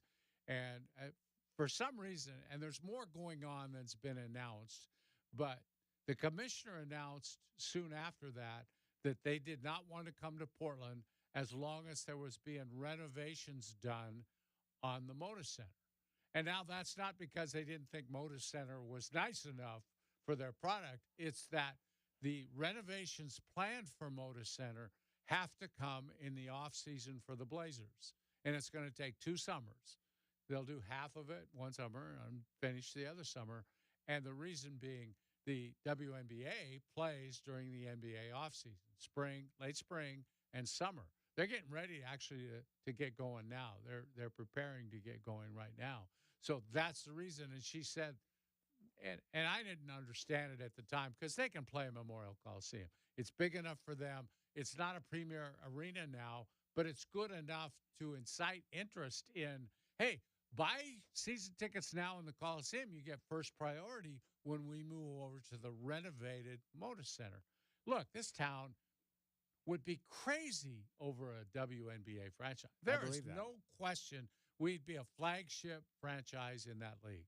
I don't know what happened, and that story just seems to me a little bit light. I don't think it covers the real meat. The real story. Yeah, there's something else going on. Well, we looked up the attendance. I think Las Vegas is number one. They average just under 10,000 fans per game. I think Portland could probably be right up there and match that type of number with ease. Yeah. Now, the interesting part, the Indiana Fever last year were next to last in attendance. Yeah. That is about to change. They're going to shoot straight up to the top now that they've got Caitlin Clark. What an ATM machine they drafted last night. Yeah. Huge. Yeah. That's sad. I really do think the WNBA would thrive here. Oh, it's made for Portland. It's made for Portland. And then you would have a natural, just like we want in the NBA, right? The I-5 rivalry. You get Seattle and Portland. Mm-hmm. You'd have that region covered. It would make a lot of sense. There's this guy not, sometimes owners pop up and then it turns out they don't have the cash or whatever. Is that kind of what could be going on maybe? I just don't know. I wouldn't want to say if you're out there. I think his name is Kirk Brown. If you're out there, give us a call. I have no idea what the reason was behind it all. I'm not that connected to WNBA sources, but it's too bad, Chad, because there's a real fan base for it here. It'd be perfect. All right. I want to talk NBA MVP for just a moment. I think you and I both agree that Nikola Jokic is the MVP of the NBA this year. Yeah. I do No think doubt. that Luka's got a case, and I think Shea Gilgeous-Alexander has a case. But I look at this very simply. Who's the most valuable player in the game? And to his team, I think that's Nikola Jokic, without question. And the one thing I've never understood about the MVP voting is there's always this push or a desire by some who have votes. Maybe they get tired of the same story or tired of giving it to the same person. But I saw this in the 90s when in 93, Charles Barkley with the Suns won the MVP. In 97, it was Karl Malone with the Utah Jazz. And yet, during that entire time, there was one MVP. It was Michael Jordan. Yeah. He was MVP. Yeah. And I know you may get tired of giving it to the same person, but if that person's the true MVP, then give it to the true MVP. I don't think there's any debate this year. It's Jokic. We all know it. I was a voter back in those Jordan years, and I recall people were just waiting for somebody to have that big year like Karl Malone did and like Charles Barkley did to get their team to the finals and just have a big year in all offensive categories. And they couldn't wait to vote for someone else. They called it MVP fatigue because you were just tired of voting for the same guy. And there was a prevailing feeling just to give it to somebody else. And I understood it. And I voted for – I might have voted for both of them. I don't recall because I had the same feeling. But in retrospect, looking back, that's a joke. I mean, Michael was the MVP year after year after year. And Jokic is right now. And he deserves to get the award. Yeah. He deserved it last year. He absolutely did. Yeah. And I don't like this idea. I think the problem with Jokic, but it clearly happens across the board because MJ, who is one of the most celebrated players of all time, didn't get it in those years in 93 and 97. I think with Jokic, I think that there's this weird thing where I think some voters don't like European players. Mm-hmm. I also think some voters, because Jokic doesn't look like your normal MVP. Exactly. That's a big problem for him. He plays the game from the ground. He plays with his mind. He doesn't look like an MVP. Well, he doesn't even look like an athlete, and No. he is. He is an athlete. He's proven it by how many minutes he can log over the course of an NBA playoff series like we saw in that series, that classic series in 2019 with the Blazers and Nuggets. He just doesn't fit the profile of, in your mind, what you think an MVP should look like or play like. But he is. I mean, Larry Bird didn't look like an MVP, but we all knew by watching him, like, that guy's the MVP. Mm-hmm. And I think that hurts Jokic, but I just think it's nonsense. Jokic is the MVP, and if you're not voting for him, then it's a clown show. Just give him the vote. So there you go. That's my take on that. I think we're on the same page. Yeah, I know we're on the same page. It's not even close right now, right? No. Jokic by a country mile. Well, and he keeps having these statistical seasons that are just unmatched, not only by anyone in that season, but almost forever. I mean, he's having historic seasons with what he's doing. Okay. Elsewhere, I'm always curious about when all of a sudden certain personalities or different information is discussed all of a sudden, right? Yeah. Why do you think Stephen A. Smith is suddenly discussing Dame's displeasure in Milwaukee? What would your experience suggest of what's going on there? Well, I've known Stephen for years and knew him when he covered the Sixers, and he was just a beat guy like the rest of us before he became big time. Stephen has a lot of sources, but he wouldn't have his ear to the ground in Milwaukee. I believe that somebody from Dame's camp, probably with the good ones who are his agents, who are pretty savvy with the media, somebody made a call to Stephen and said, hey, Dame's unhappy. And here's why. Because Stephen comes on the show this morning and starts talking about Dame being unhappy, and they probably need to trade him. And that's kind of, they mulled that over, and most of the people on the panel agreed if he's not happy, they probably should move him. So he didn't just pull that out of thin air. No. That came from someone specific. That was the source. Okay. Yeah, and Stephen A. wouldn't just make that up. Trust me. He doesn't operate that way. He hears it from somebody, and then he goes on the air with it, which is smart. That's what you do. Well, from what I've been told from pretty good sources, Dame is unhappy. Not necessarily specifically with Milwaukee, but I think he's going through a difficult transition right now in his life. One, he loves Portland. I know it sounds weird, but all that talk about Portland, like, he truly loves it here. And I think what he's struggling with right now, he's used to having his kids and his family around him. And, of course, he's in the process of going through a divorce that is contentious. He's in a place where he's away from his family. Most of them are here on the West Coast. Right. And I think that transition of being in a new town without your familiar faces around and having your family and your kids close and going through that transition, and then on top of that, going to work and being yelled at by Doc Rivers, I think the combination has created some difficulty for him personally. Well, I think that, Chad, and just living in Milwaukee. Yeah. I mean, I would guess there's a lot of players that aren't really overly excited about living in Milwaukee. They don't have the kind of leverage that he as a superstar has. You know, rest of those guys, it's like, here's where I am. I'm getting paid. Now, I mean, Portland has issues, but my guess is this is a better living environment than Milwaukee. Yeah, and his family's here. You've made that point in the past. This is where his roots are, NBA wise. Yeah. His NBA roots are here, and a lot of his family is still here. And I've also heard that his preference or his dream wish would be to, when he's done with his prime playing, to have a 1-year situation where he could come back here Yeah, and finish out his career in Portland and have a chance to do that. And he loves it here. And he's away from family. And when you're going through divorce and all the stuff that people have to deal with, it can be tough. Now, again, when you have mega millions, you have the ability to solve some situations that would be difficult for others. But yeah, that's an extreme change. Milwaukee, look, I've never been coached by Doc Rivers, but I can't imagine that being a pleasant experience. That guy, it just seemed, don't you think Doc Rivers would wear on you a bit as a player?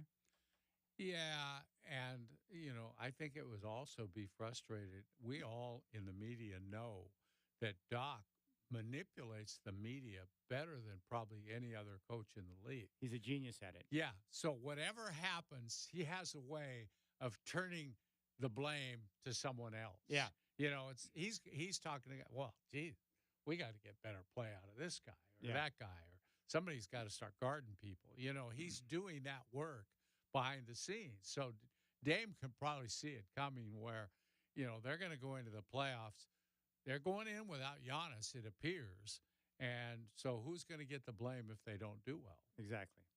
Now, the weird part about Giannis, who I'm a big fan of his, I think he's terrific. But here's the challenging part as a franchise when you start letting your superstar player make decisions. Mm-hmm.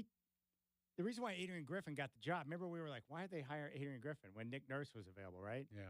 Well, from what I was told, Giannis didn't want to play for Nick Nurse because Nick Nurse has certain demands on players, right? Mm-hmm. He's pretty Coaches intense. hard. He coaches hard.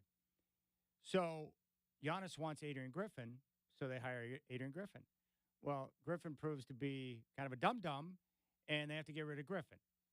So they make the decision based on the star. It goes sideways, and now you're stuck in the middle of a season where you have championship expectations, and then you got to go out and find a coach, and then boom, you get stuck with Doc Rivers.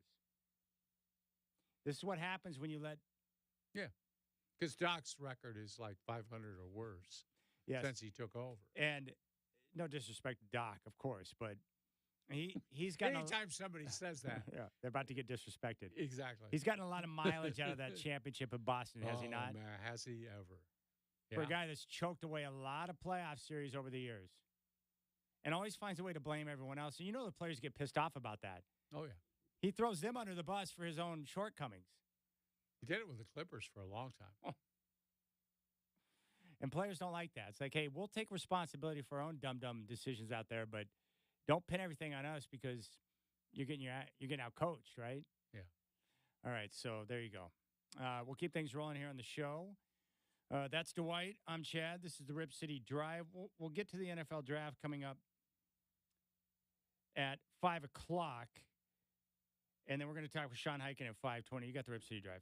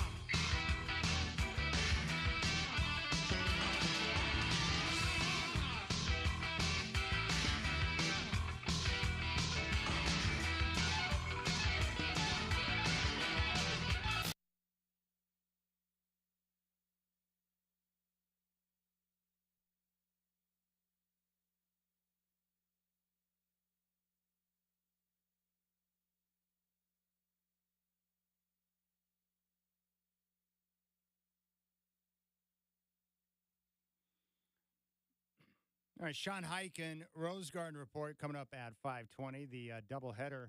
I don't know why we're not watching it right now, but we should flip it over there. What channel is TNT on?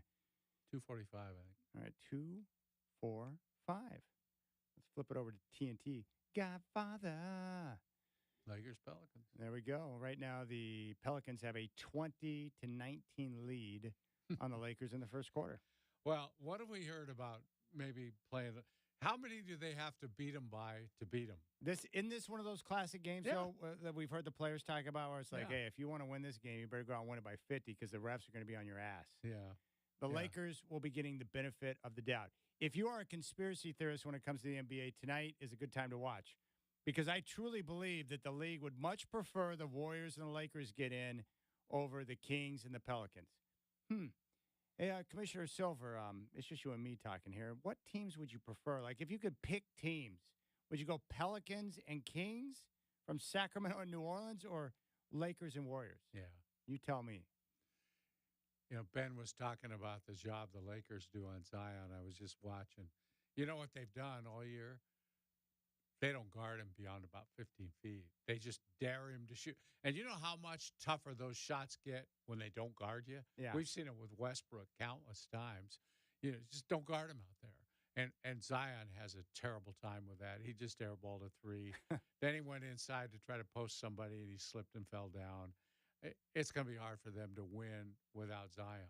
And if it's a close game, the officials will work against you in a game like this. Well, yeah, you'll be in foul trouble if you're Zion. If you're winning the game, now, that'll happen. Tonight's game for a one-game situation in Sacramento, what a great game that is with the way the Warriors and Kings play with the similar style. Yeah. It's going to be a fun game. And I would think the Kings would have trouble getting calls, too, because the NBA does not mind at all to see the Warriors advance. No, Steph Curry's a mega star. Yeah, they're a ratings machine, that team. Oh, big time. Oh, I forgot to tell Golliver, I was like, because he's going to be in Sacramento tonight, I think he should light the beam if the Kings win. I want to do that so bad. Can you get me in? Do you know anyone down in Sacramento? Is Jeff Petrie still down there? Get me. I want to hit that button. If he was still worked with the team, I think you'd have a shot. But they don't want some Portland guy lighting a beam. Come on, what are you talking about? No, but no one would do it better than me. I would put on. I just think the idea of pushing a button to light the beam that goes. Boom, well, what would you do? Would you have a big wind up before you did it, or No, I would go top ropes. I've thought about this. Did you see that video floating around on social media the other day about the gender reveal with the wrestling match? No, I didn't see it. Oh, it. You got to see it. It's amazing. Yeah, dude, I would like go top ropes like Snuka style and hammer that button. It would be great. I would not disappoint. I would put on a show that people would be proud of because I think the beam is cool. That's the one thing I'm like, man, that is neat. You win and you get to light the beam and it shoots up into the night sky. Call me a nerd, but I think it's awesome. It's like that's a good little gimmicky thing there. A lot of times gimmicky things, you're like, that's kind of dumb. But no, the beam is dope. I'm surprised other teams haven't jumped into that. It's kind of like lighting the bat signal. That's what it reminds me of. Yeah, the bat signal was awesome. And I grew up with that. Like, I'm a Star Wars fan, so it kind of reminds me of a giant lightsaber. I grew up with that. I always thought Batman was great with you push a button. The Commissioner Gordon hits the button, and it lets Batman know to come because, Gotham's in trouble. Mm-hmm. I just like all that kind of stuff. It's right in my wheelhouse, Godfather. Let's go out to the phones. Ken in Southeast wants to talk Scoot. Ken, my man, what's up? Welcome to the Rip City Drive. What's on your mind? Hey, guys. How you doing? Fabulous. How are you? I'm good. I got to say, this particular year with the Blazers, I'm glad. But I think some good stuff happened. So a couple questions for you. First of all, have we seen enough from Scoot as of like right now to say he can be our guy moving forward? I don't think we know yet. Do we, Godfather? I don't think we've seen enough. To answer your question, we haven't seen enough. But when you take a guy number 3 in the draft, he's going to get every chance to prove he's the guy. Right. But he is definitely not like it's still a question, but it's a valid question. You follow what I'm saying? Like maybe there's enough there. Maybe we got to see some more development, but it's we got to shelve that. We need another year to evaluate, but he's real. It's a real question. You follow what I'm saying? Not like the Warriors with Wiseman, for example. Yeah, no, I follow what you're saying. I just think do not ever count out a young player of that age, especially if he's trying to play what I believe is the most difficult position to play in the NBA. Do you think that's the hardest position for I a do. young NBA player to learn? They just have so many decisions to make and so much to learn, not only about the other teams, but about their own team. And really, right now, you got to cut him some slack. Let's face it. I'm not upset with him at all. No, I'm not a upset with him point at all. guard, though, a point guard playing with lesser players, that becomes a lot tougher job. He's not playing with a lot of NBA caliber players. No, hey, Ken. Sure. Ken, what's your takeaway on Scoot after year one? I to be determined. Yeah. You know, I think he's a. I'm not saying they got to stick with him, but I'm also not saying they got to cut loose or he's a bum. I'm not saying that at all. He's got value around the league. Let me ask you a couple different questions. So, what about Anthony? Because I kind of feel like Anthony. Look at how well CJ is running the Pelicans now. You know, he was kind of a little bit lost in Dame's shadow, but he's a legit number one, point guard for a team in the playoffs. I mean, they're in the play-in, but they should have made the playoffs. So my question is Anthony already that guy that we're looking for Scoot to be? You follow what I'm saying? I follow it, and I would say, for me, Anthony would not be an untouchable player. He probably is the guy they have who has the most value in a trade piece. I would not be afraid to move him. I think their future is with Scoot, and I think they've made that commitment already. So they're not ready to make that decision to trade Anthony, I don't think. But I think it's kind of trending that way. Yeah, I'm with you. I think the future lies with Scoot and Shaden. Yeah. And with Ant, I don't think they're ready to make that decision yet. They want to see more data to be able to make a decision. And right? I haven't seen enough with Shaden either. I want to see more of that. But if the right team comes along and says, hey, we'll give you this, that, and maybe something else to sweeten your draft situation next year, I simply have to consider it. Yes. Because one thing I know for certain, I don't know which of the two, but I know all three of the guys can't be on the same team for much longer. So at some point, they're going to have to make a decision. And Scoot Shaden. None of them is going to turn out to be a superstar who can lead your team to a championship. That's what I would say. All right. When we come back, we'll take your phone calls, 503-248-0620. And we're going to talk NFL draft. Peter Schrager's got his latest mock out. We will take a look at that, talk some quarterbacks, and heck, we're getting close. About a week away. It's going to be awesome. Week from Thursday. A lot of big names at the top. It's going to be fun.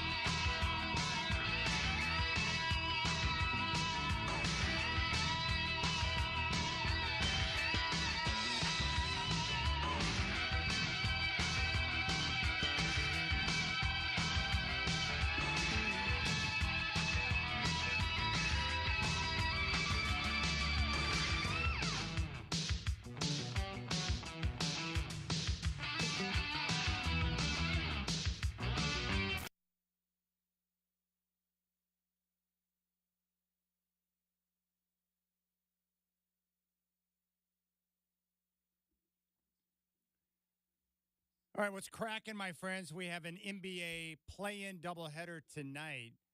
Right now, first quarter in New Orleans, the Pelicans lead the Lakers 31-26. Zion has 10 points on 5 of 6 shooting. After this game on TNT, it'll be the Warriors and Kings from Sacramento.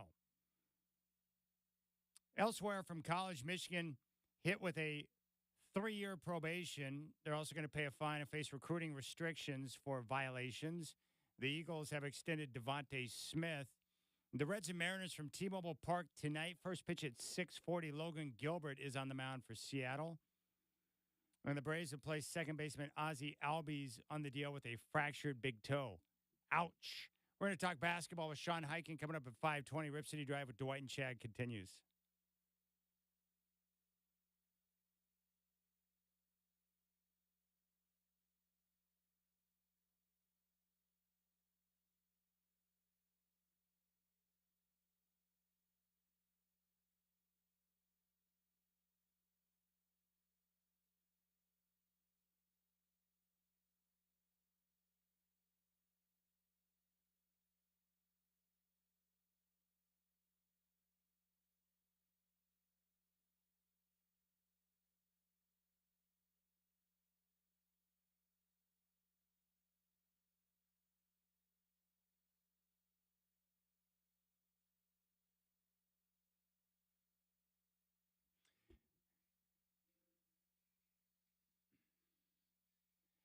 I'm letting Randy Newman play just a little bit. I've always been a huge fan of Randy Newman, and I know musicians within the industry, they always respect and have an appreciation for Newman for his writing ability. His writing more than anything. Yeah, for sure. I'm trying to think of the name. Is it satire? Is it political humor? I forgot. There's a certain name for his style of music. I'll have to look it up. I can tell. I always know by the look in your eyes when you don't know the answer, so I'm not trying to put you on the spot. No, I'm trying to think of it. There's a certain word for it. But I'm a big fan of Randy Newman. Yeah.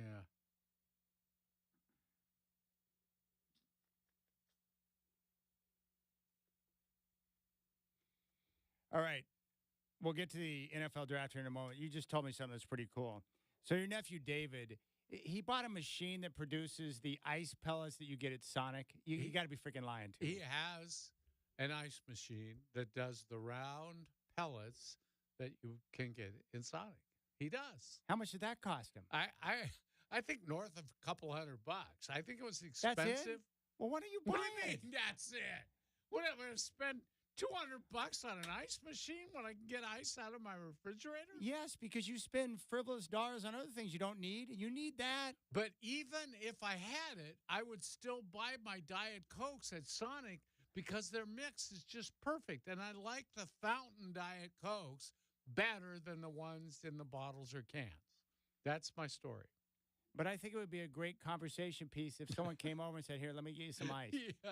And let me ask you a question. What are we going to talk about? Well, hey, come see my ice machine. Okay, I don't understand it, but I need you to explain it to me. I know that the Sonic ice is better, but why are ice pellets better than ice cubes? Well, why? I'll tell you, because for some reason, those little pellets soak in the Diet Coke. So even after the Diet Coke is gone, you still have those ice pellets that you can drop into your mouth and still taste the flavor of the Diet Coke.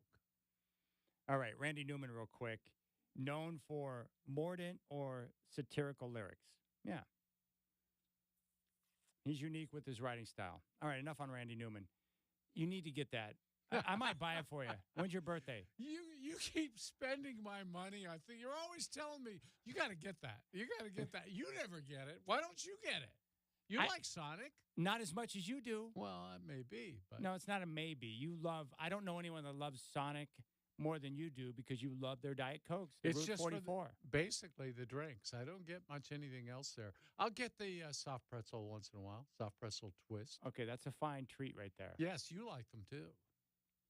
I will do just about anything for a soft pretzel. I think they're the greatest snack in the history of the world. It's my favorite right now. Mm-hmm. And when you bring me one into work, I'm like, I shouldn't have that, but I'm going to, and I do. Yeah. And sometimes you give them to me, I'll eat them right away. Sometimes I just take them home. Yeah. Little microwave nukage, genius. Yeah. It's the best. That they have a machine that produces sonic ice. I feel like that's something you need. Like, it's almost like they made that device for you. I just think it's great now that we live in a world where you can have all these things we used to love when we were younger. Now you can have some of these things in your own crib. Yeah. I'd rather than that, I'd rather have a shave ice machine. In the summer, do you I eat love shave ice? Shave ice. Not a snow cone. Not a snow cone. No, I know. Shave ice is different. It's great over in Hawaii, but here's my problem with certain things like that. Like, I feel like a shave ice machine is something you think you want, but it's probably a pain in the ass to make it, and you got to clean it, and that's the problem. You're right. Like, who was that guy? Who was the dude that lived to be really old and was always in great health? He was always juicing and swimming in water and stuff like that. Swimming in water. No, he swam. He would do weird things on like his 60th, 70th, and 80th birthday. I know. Jack LaLanne. Jack LaLanne. Yeah. He was awesome. I love Jack LaLanne. Guy. Yeah. Well, he had this infomercial. I love infomercials, and I usually get sucked in. Like, if I went home tonight and I saw the infomercial for the Sonic Ice Maker, I'd probably buy it. Yeah. He did the juicer, right? Yeah, Didn't the he have a Juice Tiger. Yeah, I know. Juice Tiger. I bought it. Did you? Yeah. How was it? It worked great. The Juice Tiger worked great, and it made great juice, and it tasted wonderful. And I like the idea of getting the vitamins and nutrients and all that stuff. The problem is they don't tell you in the infomercial, hey, it's a pain in the ass to clean up. Yeah. I'm sorry, Kaylee. I know I'm not supposed to say ass on the radio. I apologize. She got on me about that last night. Good for her. Yeah, she did. Yeah. It was not easy to clean, and I'm out on that. I like things that are. I don't like hassle. I don't like to deal with the hassle. Yeah, who and does? There's certain things where it's like I really like this, but I don't like the process of cleaning up when I get to that. Hey, that's why I don't cook. I'm telling you, I don't cook. I don't like cooking. The worst thing about cooking is cleaning up Do you my suck mess at cooking afterwards. though? Like I'm not being funny. No, I can't cook. Okay. I don't even know what I'm I doing. didn't figure yet. you could. No, I can't. Yeah, you come from a generation that My generation. your generation, same as my dad. Like my dad can do just about anything, right? He's a smart guy. He's like my hero. But when he goes into the kitchen, it's a total disaster. Yeah. And it's been like that ever since I was a kid. And like when my mom would leave town, I was like, I remember when I was younger, I was like, Mom, okay, let's can you pre-make meals and put them in the freezer? So she would, when she was out and going to go visit family or whatever, she would pre-make meals and put them in the freezer. So all my dad had to do, or we could help him, just put it in the oven or whatever, and just turn it on. Yeah, that was pre-microwave too, probably. Pre-microwave. Put it in the oven. Yeah. In fact, I remember my grandma before she had her first microwave, right? Because my mom's mom, my grandma, she didn't have a lot of money, but she was really good at like making things like sewing or so she made a bunch of like Cabbage Patch dolls and sold enough of them to make money to buy a microwave. So when she first got a microwave, that was like a big deal. And then the cool thing was when we went to the store, like every Thursday was store day with grandma. So we were over at grandma's house. We'd go to the store and I love buying pot pies or different things you put in the microwave or whatever. And where am I going with this? But yeah, the appliances back in the day, that was a big deal. Microwave, the first trip into the city to get the VHS machine. Yeah. Things like that, they're a big deal. But you talk about your dad. See, my dad couldn't cook either. Oh, gosh. But when my mom got sick or she wasn't around or something, my dad could make one thing. What was it? Waffles? French toast. French toast. That's all he could make. Yeah. So we would have it for my brother and I loved it. We loved French toast. Put a little butter on there, some jelly or something. Oh, my. And it was like, hey, Mom's not going to be home tonight. French toast. And we'd kid my dad about it all the time. But that's what he made, and he did a good job of it. Now, there's one thing he can make, and it's not French toast, but it's waffles. Uh-huh. And he's got a sweet waffle maker, so I know when Kaylee's with Grandma and Grandpa, she loves, whether it's morning, afternoon. My dad loves syrupy things, right? Mm-hmm. So you don't have to twist Grandpa's arm to be like, hey, we should have waffles for dinner. And Kaylee loves to ask Grandpa to make waffles. Even now that she's a little bit older, she loves that. Yeah. He can do that. But outside of that, I mean, it's just amazing to me to watch a guy who he can build a house with his bare hands. Yeah.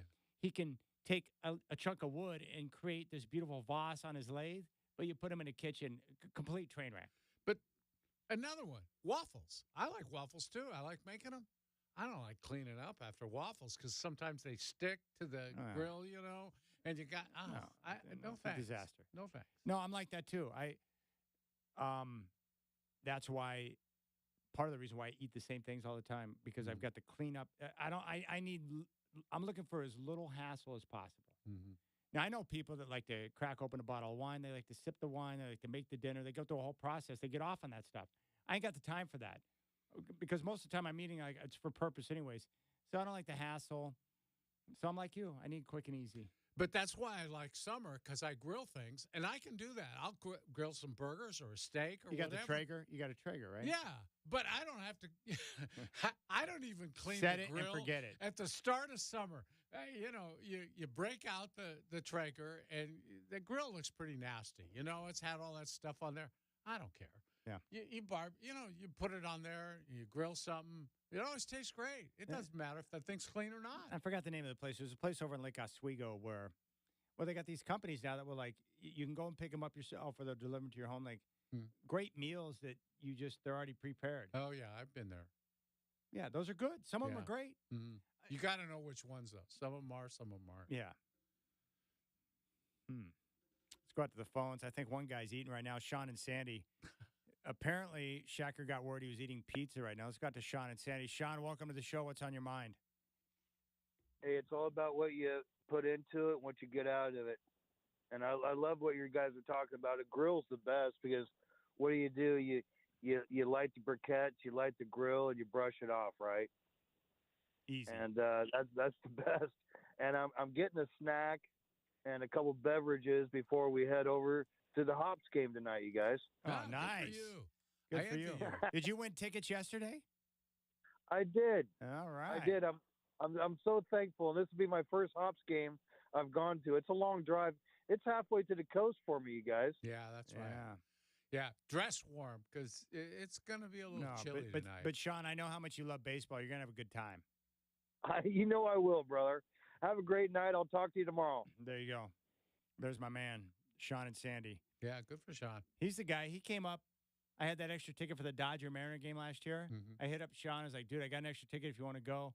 And so he made the trek up to Seattle and join me. So I got to sit next to Sean and Sandy during the baseball game. He had a good time. I like a guy that'll just drop every. Wait a minute, you got a ticket for a baseball game? I'm in. He's in. I like that. I'm hungry now. All this talk about food, I would like to have something to eat right now. What do you got in your bag of tricks tonight? I got enough. But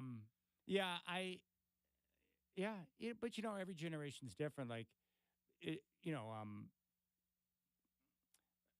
trying to think. Yeah, my papa was the same way. My nana was great at making food, and she knew all the tricks of the trade, right? She taught me how to make good hotcakes. Your mom wasn't? She wasn't a good cook. So your dad couldn't cook. Your mom wasn't a cook. What'd you guys do? Begged him to go out all the time. That's what we did. If I could find a way, like, if I could eat out every day, or go get pickup, like, I'm totally on board with that. When I was making good money, you did. I went out almost every meal, except for breakfast. I get up in the morning, I do cereal or yogurt or something like that. But after breakfast, nah. Is this your TV or KPAM days? Both. Yeah, both. And I had really good lunch places and dinner places where they knew me. I got great service. I loved it. Loved it. That's good. I like going into a place where they know you and take care of you. There's nothing like that.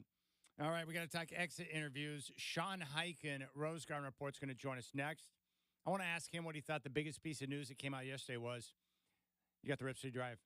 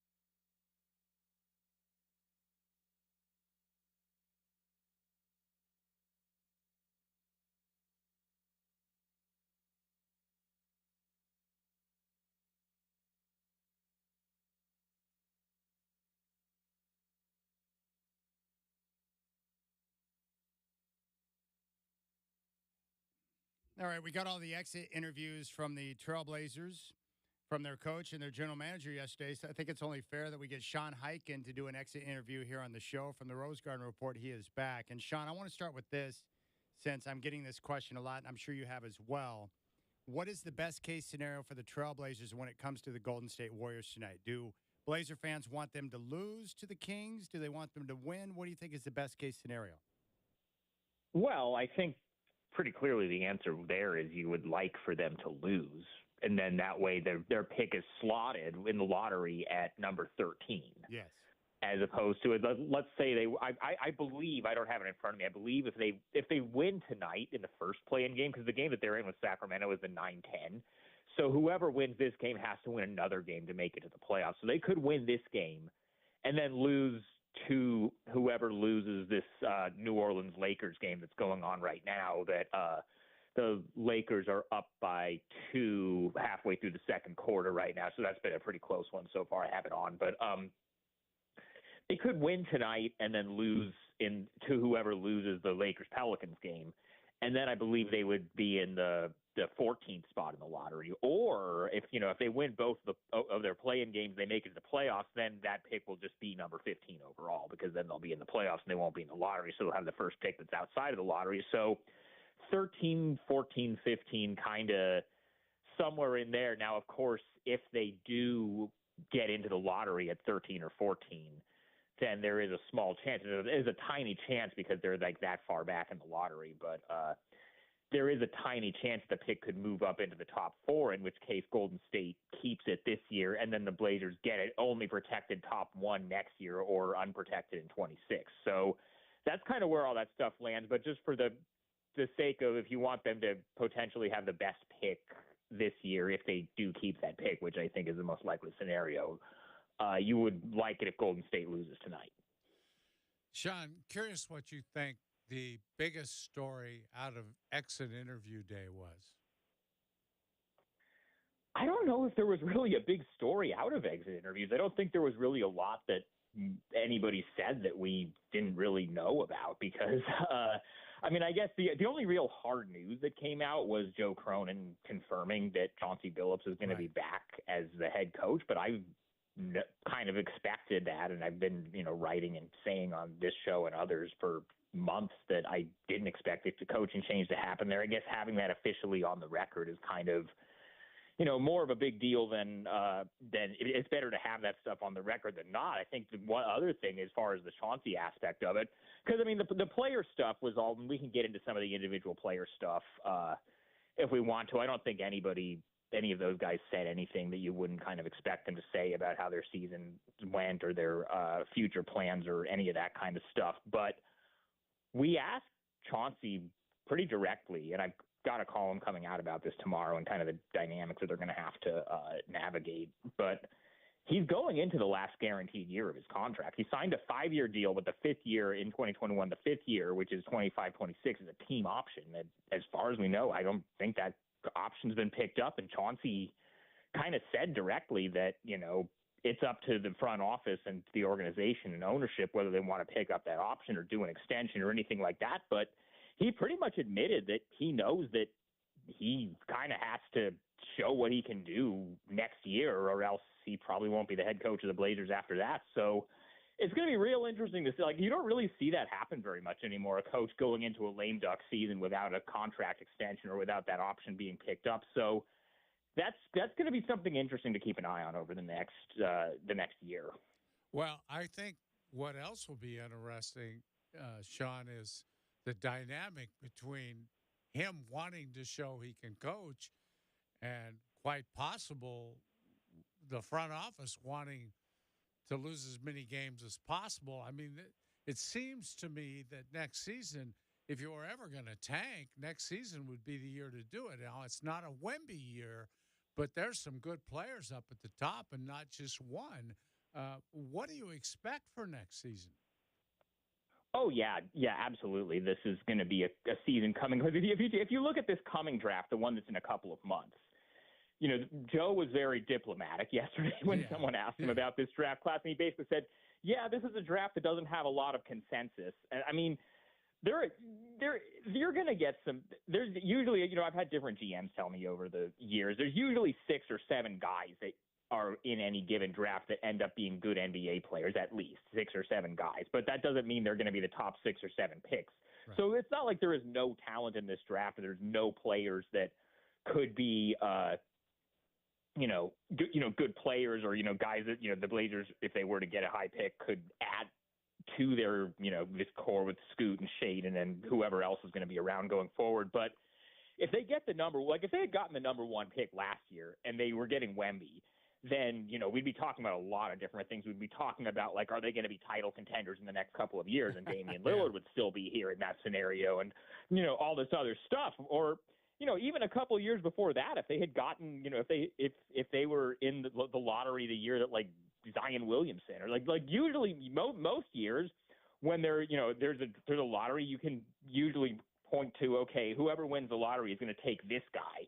There isn't even really a consensus. There's like 5 or 6 different guys that you've heard kind of thrown around, whether it's Alex Sarr, who's a French kid who plays in Australia, or Stephon Castle from UConn. There's like 3, those guards from Kentucky, who I don't think the Blazers would be interested in because they have too many guards. But like there are like 5 or 6 different guys at this point that are being thrown around as possible number 1 picks. There's not everybody knew that whoever was going to get the number 1 pick last year was going to take Wemby. There's none of that this year. Next year, and a lot of these kids were just in Portland last week for the Nike Hoop Summit, which I went to, and I went to some of the practices, and the biggest name and the kind of presumptive number 1 pick in the 25 draft class is Cooper Flagg, who's from Maine, and he's playing at Duke next year. And, he's kind of seen as the guy right now, but, there are others, Ace Bailey, who's going to play at Rutgers next year, Dylan Harper, who's also playing at Rutgers, who's Ron Harper's son. Like, there are other, like this upcoming draft, there's like at least 4 or 5 guys who would go number 1 in this draft in a couple of months that are going to be in the mix in 2025. So, yes, this is kind of a long-winded way of saying, yes, I do expect that the Blazers front office feels like it's in their best interest to be in the high end of the lottery again next year, which is kind of tough when Chauncey Billups made it pretty clear yesterday that he would like to not be losing anymore. So it'll be interesting. I don't know where that's going to land. Yeah, it's fascinating. Why do you think Chauncey Billups is the lightning rod for controversy here in Portland, meaning he seems to be the one that the fans, at least that I hear from, point the finger at for what's gone on the last 3 years? Well, there's a lot of different dynamics at play there. I think you kind of have to go back to the way that he was hired by the person that he was hired by. I think was obviously something that a lot of people felt very strongly about, and I think there's still a lot of that potentially at play there. But then also, I think, for a lot of fans, and sometimes it's fair and sometimes it's not, I think usually, the coach is kind of the easiest person to blame. Like, coaches are hired to be fired. Coaches are kind of hired to, a lot of the same people that are talking about, Chauncey Billups as the worst coach in the world or whatever, a lot of those same people wanted to run Terry Stotts out of town too. Like, they probably, if they do end up making a change after next year, they bring in a new coach. A lot of those same people are probably going to hate the next guy too. Like, coaches, unless you're like in the Greg Popovich, Eric Spoelstra, like Ty Lue category, where your record is just unimpeachable and like you're one of the greatest coaches of the era, like you're going to have, like, you can't really, it's kind of a thankless job in a way. Yeah. I'm not saying Chauncey's been perfect, because he certainly hasn't, but you're just kind of, you're in a situation like this where you already kind of came in with some, baggage because of the way that the previous general manager handled the hiring and, the coaching search and all that kind of stuff. And, you're overseeing, a team that, has his coaching record is 81 and 165 through 3 years. Like, it's not going to win you a lot of public sentiment. Yeah, you're right. You're right about fans criticizing coaches. Warrior fans don't like Steve Kerr now. I see him get criticized a lot, and the guy's won 4 championships, which is crazy. The other thing Dwight and I were wondering, we assume Malcolm Brogdon, but which of the veterans do you think would be the most likely if any, to be moved this summer? Is it Brogdon? Well, Is it somebody else? What do you think? Well, Malcolm Brogdon's the obvious one. He's kind of in the same position now that Josh Hart was in last year, where he was going into the last year of his contract, and it didn't really make a lot of sense for them to keep him around. With Brogdon, especially right now, they, with them having to figure out what they have with Scoot Henderson, Shaden Sharp, and Anthony Simons as the three guards, and which of those two are they going to want to keep and build around long term. And now potentially they have Delano Banton as kind of your fourth guard that you can pick up that $2 million team option on. I think it makes sense more now than ever to test the market for Malcolm Brogdon. I personally would be very surprised if he's back in Portland at training camp, unless some other crazy stuff happens. But other than that, I mean, it's just kind of the usual. Like, I think Matisse Thybulle could go either way. I think they'd be happy to keep him and keep building with him. He's a guy that's well-liked, and, defensively he brings a lot, but he also is on a good contract and has a skill set that I think a lot of contenders would value. So you could maybe get something there. The Jeremy Grant thing, I think, could also go either way. I think they like him, and he seems comfortable here. He's happy here, but also that's a guy that might have some value. And as Joe Cronin said yesterday, they're not in a position to turn down any opportunities to add more talent. And so if they get a good offer for any of these guys, I don't think any of them really should be off the table.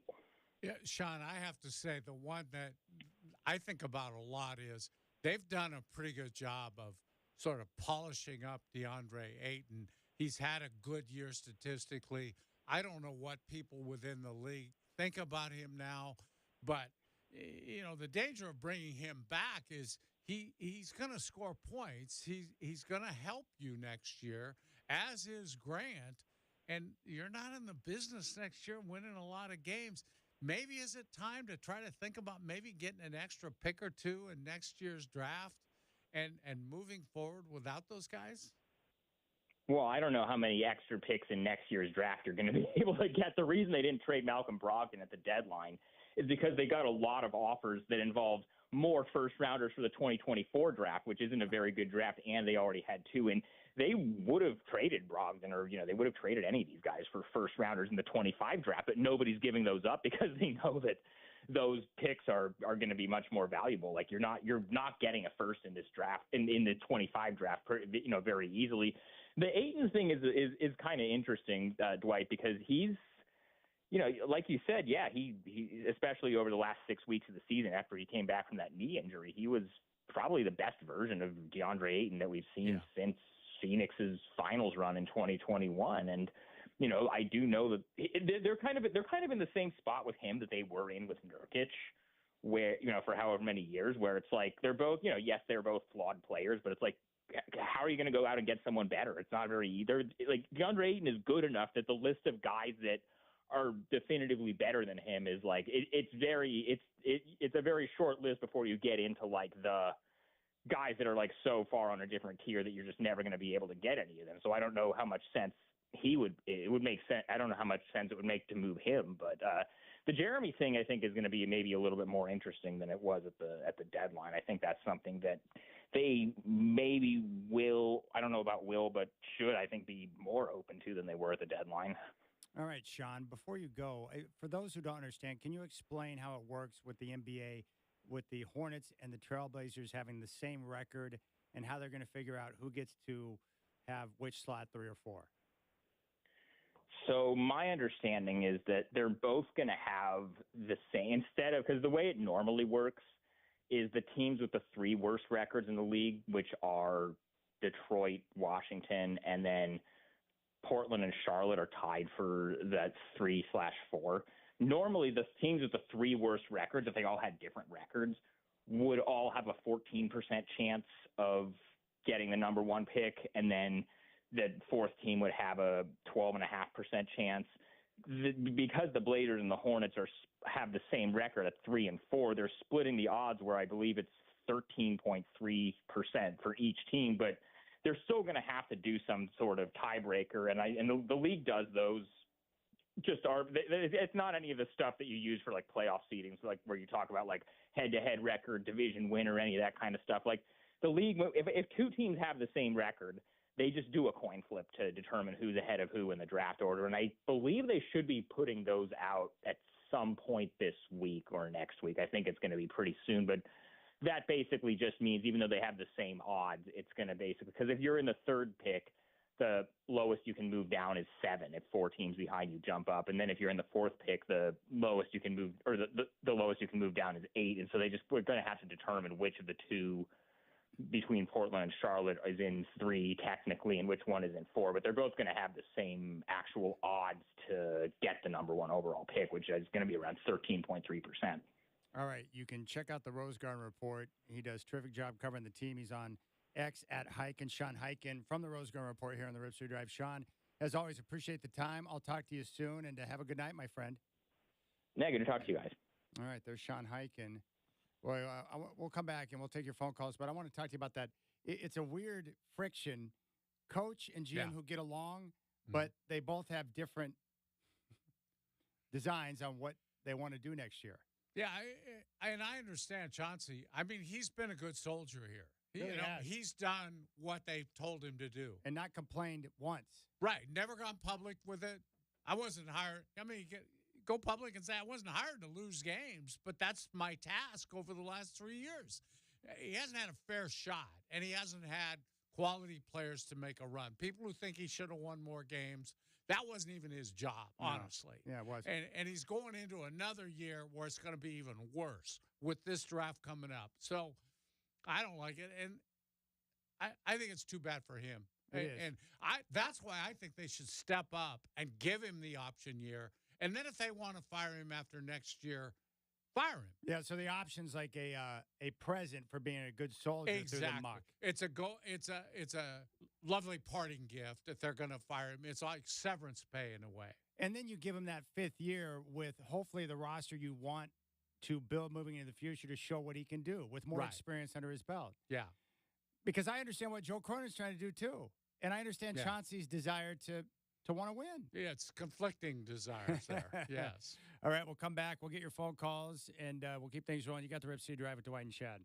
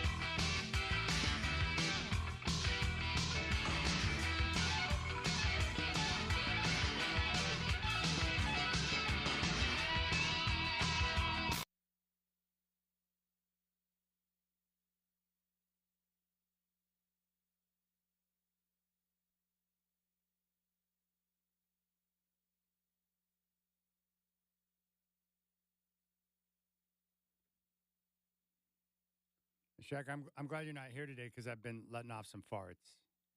And so I'm glad this is a day you work from home. Big ones. Shacker. Shacker.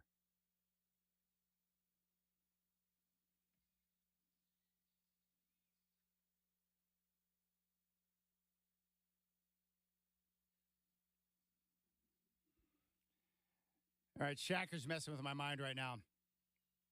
That's Dwight. I'm Chad, Rip City Drive. Let's go out to the phones. Raider Mike wants to chat. Raider Mike, what's up, man? Long time no chat. Yes, and since you said the Wilkins thing was just dumb, we overpaid, but we'll see come September. We're thinking of names for those four. Well, I know, but who's your quarterback? That's my main question. Penix. It's going to be Penix. I don't think Washington wants to move off the pick. We will give them the 3. We don't care. What round are you going to draft Penix in? First. Oh, come on. They're not taking Penix in round 1. Are you kidding me? Watch us. Oh, my gosh. That'd be such a Raider thing to do. Anyway, we're not too worried. I like Minshew just as much as Penix. I like Minshew. Always has since he was a Cougar. The dude, and he feels like a Raider anyway. He just does. He acts like one.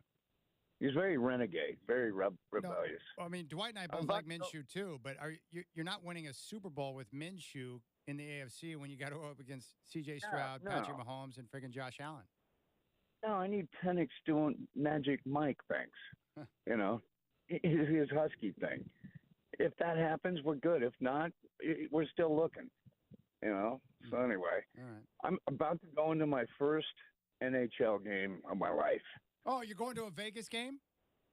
Oh, yeah. I was going to offer your buddy my other ticket. My date backed out on me. She's got yeah, she's going to do. Have you been to a Vegas game yet, Godfather? No, Dude. My brother has. He swears by it. He says it's a great experience. Raider Mike, I've heard that they put on the best show. Oh, dude, I hear it's thunder. Thunder. So, and I'm really good friends with the girl who's now the morning tailgate for Raider Nation. Yeah. She was the starting goalie for Ohio State hockey. Oh. So she's like this hockey expert and a Raider expert. She's a savant named Lindsey Brown. She's going to be at this game too. So anyway, it's my first time. And I switched from the Flyers to the Knights for obvious reasons. My A's will be here after 3 years in Sacramento. But the pain will be over. I'll be able to watch again after 6 years of horrifying baseball. And the basketball is almost as bad. The Blazer thing is just killing me. Please get good again. Please figure this out. You're killing me, guys. I hate basketball now. I hate the playoffs now. Anyway, I miss you guys. Miss you, just man. Want to say Have hi. fun at the game. You have my number if your friend wants this other ticket. All right, I'll send Lehman a text and see if he's up to that, man. I appreciate it, buddy. Love you. Where's Raider Mike? I haven't been to a Vegas Knights game yet, but I've heard it's freaking awesome. Yeah, everybody tells me that. It's quite a production. Yeah, it'd be nice to have another big league team in this town, but we know that's not going to happen. No, we will remain Hooterville forever, I'm afraid. I know. Yep, you've been trying your whole life to get something else here in town, and unfortunately, I failed. You're going to go to your grave, and then I'll follow. Yeah. Or vice versa, but there's not going to be another big league team in this town. It's it's terrible. Yeah. No, like I say, we can't get WNBA. I failed. Because South Florida, you try to tell me that South Florida, they're going to pack in fans for WNBA. Get it here in Portland. That stuff just drives me bonkers, man. Whatever. How many times do I have to say it? WNBA, of all the sports, is the most fitting one for Portland. Yeah, we can't even get that. And by the way, that was a perfect example of Raider myopia. The idea that they're going to take Michael Penix Jr. in the first round. I mean, that would be so Raider-like. It would be unbelievable. Penix, look, he might be good, but he's not a first-round quarterback. The Raiders are not taking Penix in the first round. That's total insanity. Come on, Raider Mike. You're going to take Penix first? Are you kidding me? Let's see where Peter Schrager has the Raiders. I can't even pronounce the guy's name. Offensive tackle from Penn State. Fashanu. That's who Schrager's got you taken in round 1. Let's go out to Eddie in Vancouver. He hates Randy Newman. What's up with that? Eddie, tell me that's not true, man. You're not down with Randy Newman? That's because he's a short guy, I bet. Chad, Dwight, you guys, I love your music selection. You know, the kind of music and movies that we enjoy reflects the life and spirit we are leading inside, right? So you, with the yacht rock, everything, even that last Richard Marx, love it. But the Randy Newman gave me flashbacks of all those years of Lakers beat the Blazers, 89, 90, 91. And at the end of the game, we love L.A. And I went to junior college in L.A. I graduated in 1990. I went to college in L.A. from 91 to 93. Yeah. And I would be driving down the 405 and listening to, I forget the stations, but we love L.A. And I'd be like, oh, gosh. Yeah, so but I love you guys, man. And we had a crazy season. And, props to you and Godfather for sticking it out, for grinding it out, man. I've been riding with you guys from day one, and I know what you're doing. All right, Eddie, I appreciate We're that, buddy. blessed to have you guys on these airwaves. Thank you. Forgive me for jamming Randy Newman. And in my defense, Eddie, it wasn't me that played it. It was Michael Shacker. Yeah. I just endorsed the decision. Yeah. There's a lot of things that happen on this show that I have nothing to do with. I'm living in Shacker's world. And so are you, Godfather. Yes, we are.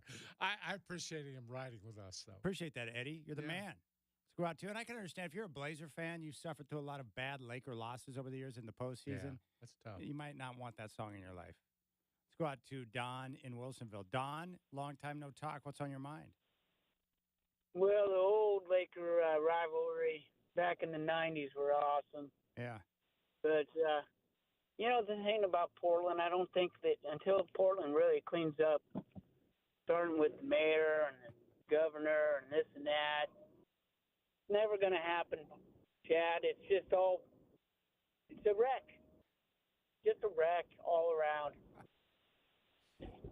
Yeah, hard to argue with Yeah, that, Don. I was going to say, you're not going to argue with that. No, Don, I think Don might be onto something. Portland, he's discovered something here. In the surrounding area, it's a wreck. Yeah. I mean, I can't imagine being a business tycoon trying to get something done and put together with that city council. Good luck. Move to the suburbs. Speaking of clown shows, just get out the red noses. What are you guys doing? Nothing good. Yeah. No disrespect, of course. No, of course not. But No I'm serious, like, disrespect. we're going to rely on them to get us baseball in this town? Or anything else for that matter. Clean streets, potholes filled. Yeah, potholes. There's a couple of bad ones around town right now. You got to be careful.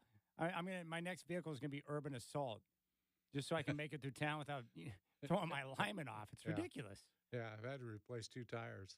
Hey, can you get those protesters off the freeway? They're blocking 405. No, we can't do that. No, can't do that. Oh, no. We got to, it's the right to protest.